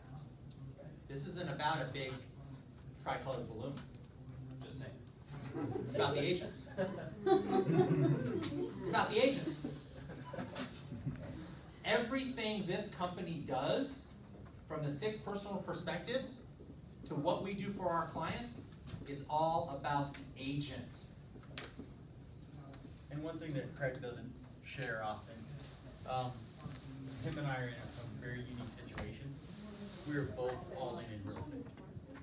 There's nothing else bringing money into his house or my house. It's all real estate. My wife works in the business with me. His partner cuts hair, which isn't going to support his lifestyle. So this Costing is me money right yeah. now. So this is all in for us. So when the agents on our team are very, very important to us. Their success is very important to us because if they win, we win. It's not about us winning; it's about everybody winning together. And we do that here. If this environment, whether you choose a team or you want to be an agent on your own, this is a very unique environment. This is an environment where he's got a team. He's having an issue. He came into my office yesterday and said, "Hey, do you know anybody at this company XYZ? Because I need a favor." I'm like, "Yeah, I know the head guy for the city. Let me make a phone call." And I go into his office and I do the same thing. And it's about relationships. It's about knowing who you get in business with and making sure that you're getting in business with the right people, whether it's a team or on your own. And there's one more thing I want to add that we haven't touched on at all. In November, a number of agents in our office including Ed, are gonna be. It's 1 o'clock. And it's 1 o'clock. Gonna be participating in the Rock and Roll Marathon. And I got to thinking that it would be a fun thing to put that together as an office event. And so I thought, well, what we need is a suite so that we can have an after party when our runners come off the race, right? So I went to Craig. I said, Craig, do you know anybody down there in the hotels? We need a suite. Craig said, yeah, as a matter of fact, I do. So we now have a suite. The day of that event, we will be hosting an after party for our agents. We're having a carnival this month for our client appreciation. We do a lot of things besides sell real estate that are fun, that are team building, that create the environment where we do have this healthy competition and a support system for each other. And these guys participate in it. I mean, we wouldn't have that suite if it weren't for Craig. So, and they step up with money. It isn't just who do you know, it's also who's gonna pay. We got a good deal, and then, yeah, our team sponsored the balance of that. Yep. And our vendors will be paying for the food and the booze. So. And my kids will be here at the carnival giving out prizes and hosting booths. And I'll be reading It is what it is, guys. This is, we're all in. This is what we do. Yep. So the elephant in the room is, and we talked a little bit about it, does anybody know what I pay Keller Williams to be a part of their organization? Has anybody done the research? I paid $18,000. Ed kind of talked about it and he dismissed it real fast. My cost of sales to be a part of this great organization is $18,000. If you turn the paperwork that's in front of you over and look at the very bottom, what is that value proposition number? In the middle, all the way at the bottom, starts with a 1. 116,600. When you know your business, and you know that your cost of sales is $18,000, which by the way, I reset because Keller Williams has an anniversary date. So you don't know all about it, but when you start looking at getting into the business and where you're going to put your brokerage, you need to know what it's going to cost you to be in alignment with a partner. I pay $18,000 a year. I pay $15,000 to the Market Center, and I pay $3,000 to Keller Williams International. And it gives me unbelievable amounts of opportunity. I reset June 1st, by the way. On July 13th, or whatever that was, that Friday, I had paid, of the same, a month and a half later, I had paid my $18,000 already through transactions. So when you're making your decision, and if you truly are running a business, I know that I get $116,000, my team and I, with the help of Keller Williams, every year in value. Get that clear. Hey Ray, we were talking about you earlier. Let me share something with you, because I just realized that I have been here for 1 year, right? Yeah. And I came with no car, no computer, and no language, right? And I have done 12 transactions, almost 13, and this is all about being in the right place. This is not about having the knowledge. It's more than that. It's being in the right place. I want to share that.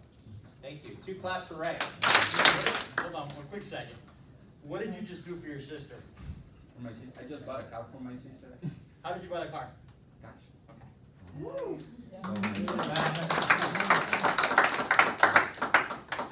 That's important because she just wrecked her Like car. your cash. Yeah. Money out of your, Yeah. you're Cuban, so I wanted to. No, it is cash. It was real estate funds. No, and that's huge for you. That's huge. It is. So people usually get into real estate for one of two reasons. They're running to something, or they're running from something. Think about that. Think about that. Most people don't get into real estate for an easy, convenient lateral move. It's extreme. Divorce, out of school, debt, IRS, whatever. You get into real estate for a reason. You're running to something, you're running from something. Or both. It could be, yeah, absolutely, could be both. Yeah, so I need a couple more ahas because I have a bunch of stuff to give away and I'm not putting it back in my office. So, yes? If you could put help in your reason why, it would be successful. Yeah, yeah, huge. I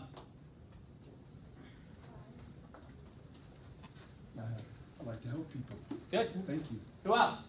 1 in 5 transactions fall out of escrow. 1 in 5 transactions fall out of escrow. Yeah, so always have your eye on the ball, I guess.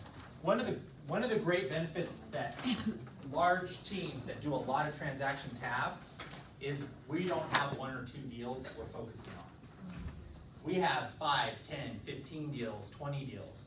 My team averages between 10 and 20 deals a month that we're focusing on. So when we lose 1 or 2, even though it still hurts the agent, it's not financially devastating.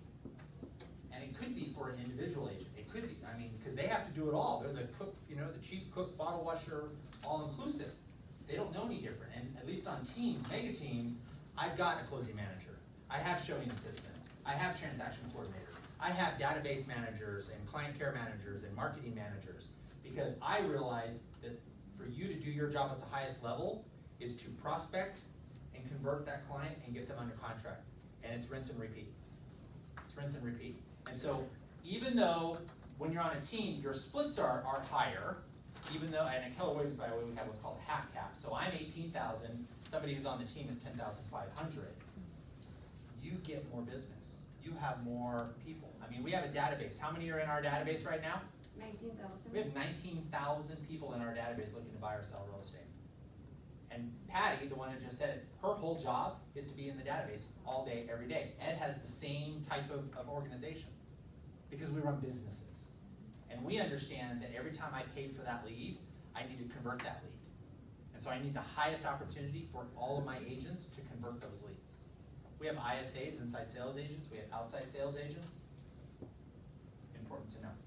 Who else? I got a few more things. Yes? Mentorship, training, and being resilient. Always. In any business, at any time. Why do we go into real estate knowing absolutely nothing and say, I'm going to do this all on my own? Thank you all, but stay away. I want all of the money that I haven't made. I don't get it. Congratulations. Who else? Needing a business plan. Okay, a what? Business plan. Yeah, we are starting our business planning sessions now.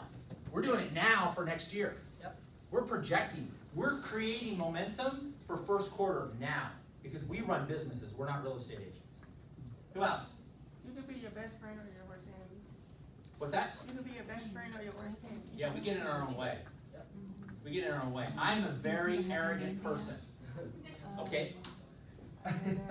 Jeez. I'll tell you. I hate what's them. your name? I'm a very arrogant, like, I know what I want when I want it. And I get in my own way. I am so conservative and I'm so cautious about spending money in uncharted territory that I miss opportunities. I miss them constantly.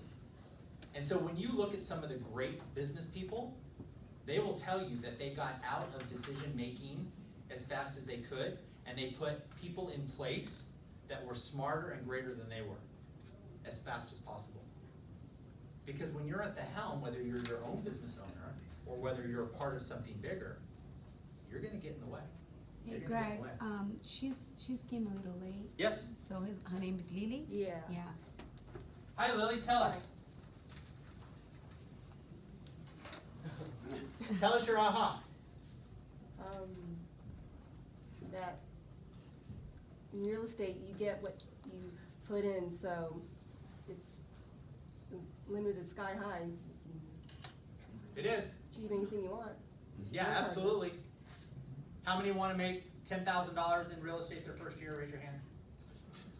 How many want to make $20,000? Raise your hand. How many want to make $30,000? Raise your hand. It keeps going. $40,000, 50, 60, 70, 80, 90, 100, 200, 300.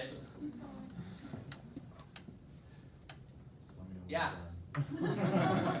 I made $167,000 my first year in real estate. I didn't even work in the business full time. After getting your license? Yeah, I was licensed. We don't talk about what I did before the license came. No, because you said you worked at the law firm. Yeah, I did. So I was full time in the law firm, and that was a demanding industry. And I was leaving at 2, 3, 4 o'clock in the afternoon to go and take listings and show appointments and farm my sphere and market and do all that stuff. 33 deals, $167,000.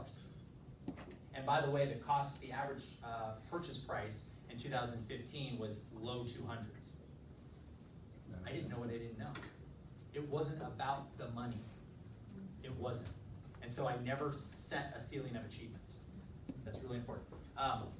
You were gonna say something. Your aha. Patience. Yeah. How many of you think you're gonna get into real estate and in 30 days you're gonna have a contract? Okay? Okay, and was that your reality? Yeah. And how many are in your pipeline now? Active pendings in your pipeline? Yeah, 10. But you're in your first month. Yeah.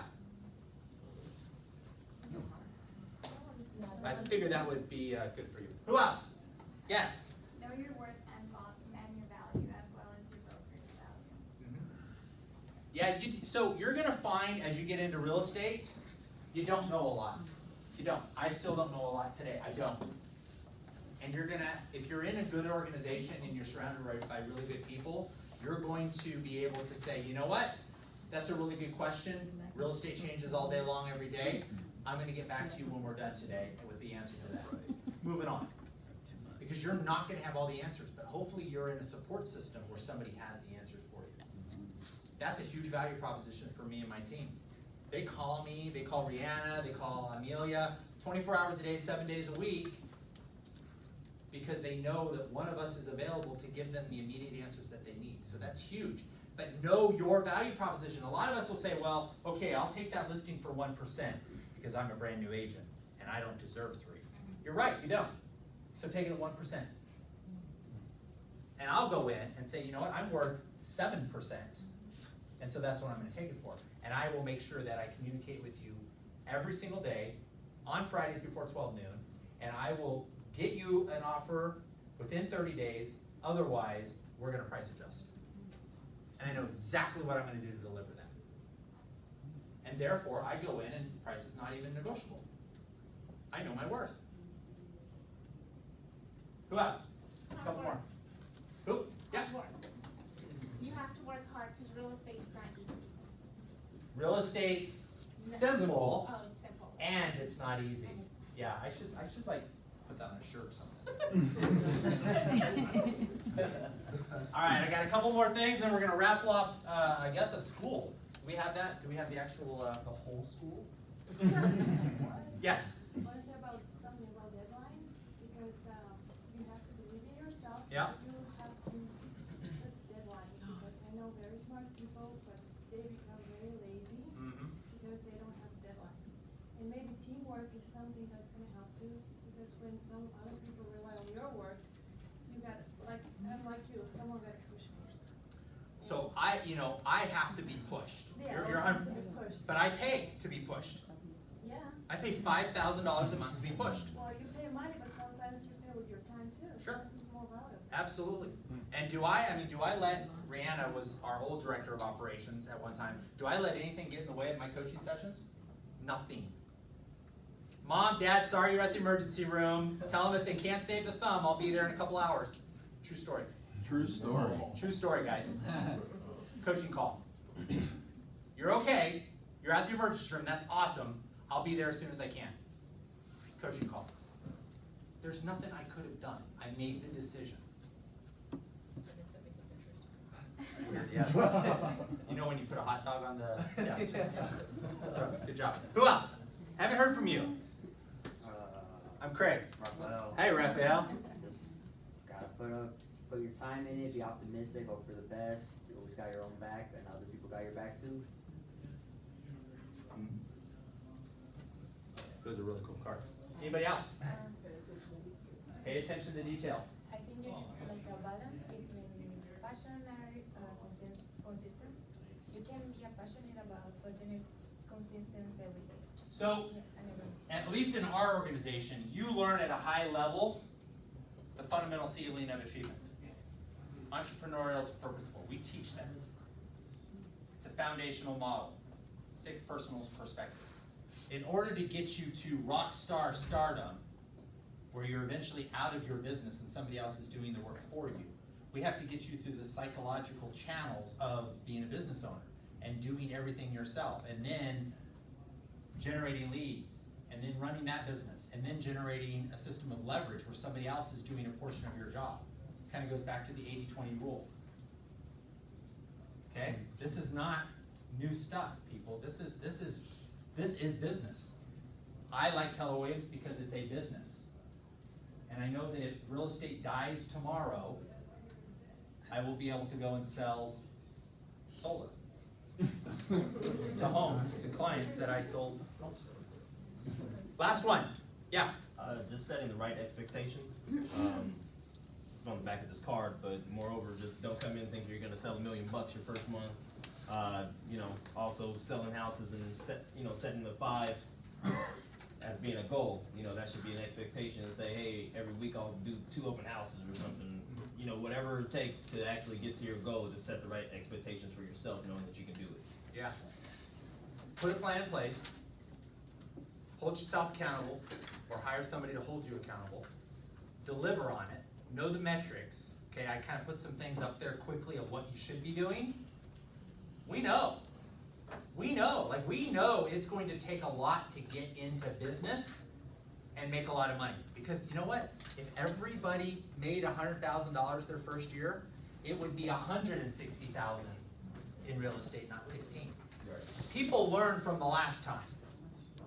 When the real estate market boomed and people got in, and you could buy a home on a napkin at a bar with a pulse and no job, apparently, things changed.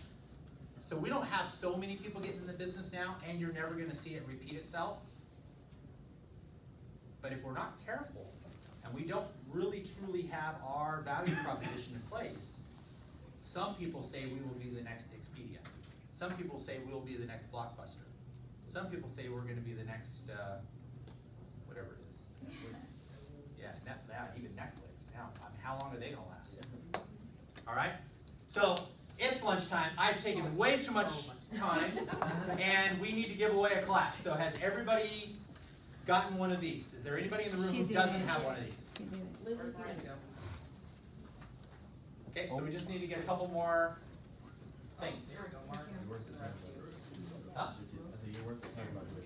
Awesome, good stuff. Real estate school. And so while they're getting a couple more tickets, we have lunch provided, Jim and John's for you. It's a meet and greet session. You're welcome to come up and ask me questions, or anybody who's got a shirt on, talk away, ask questions. Ed will be there, Sharon will be there. Our job is to provide you with your answers. That's it. Okay? Just got one more. One more. So this is a full 90-hour real estate course. And is there anybody in the room that doesn't want it? Did you explain what the golden tickets did? Oh, no. No. Who has a golden ticket? Raise it up. There should be 6 of them. You get a 30-minute coaching session with me. Anything you want to talk about doesn't even have to be real estate related. It's a business coaching session. Email, call the number, set it up with my staff, and we can do it telephonically or we can do it in person. So I have them, if everybody who has one wants to stop by and see me when we head out for lunch. There you go. You both have one? Yeah, I can, absolutely, not a problem. All right, here we go. Who wants to, because you know, I probably have one in here that I planted, so who wants to grab it? Anybody? Pick a good one. There's one in there bent. I'm gonna check that one.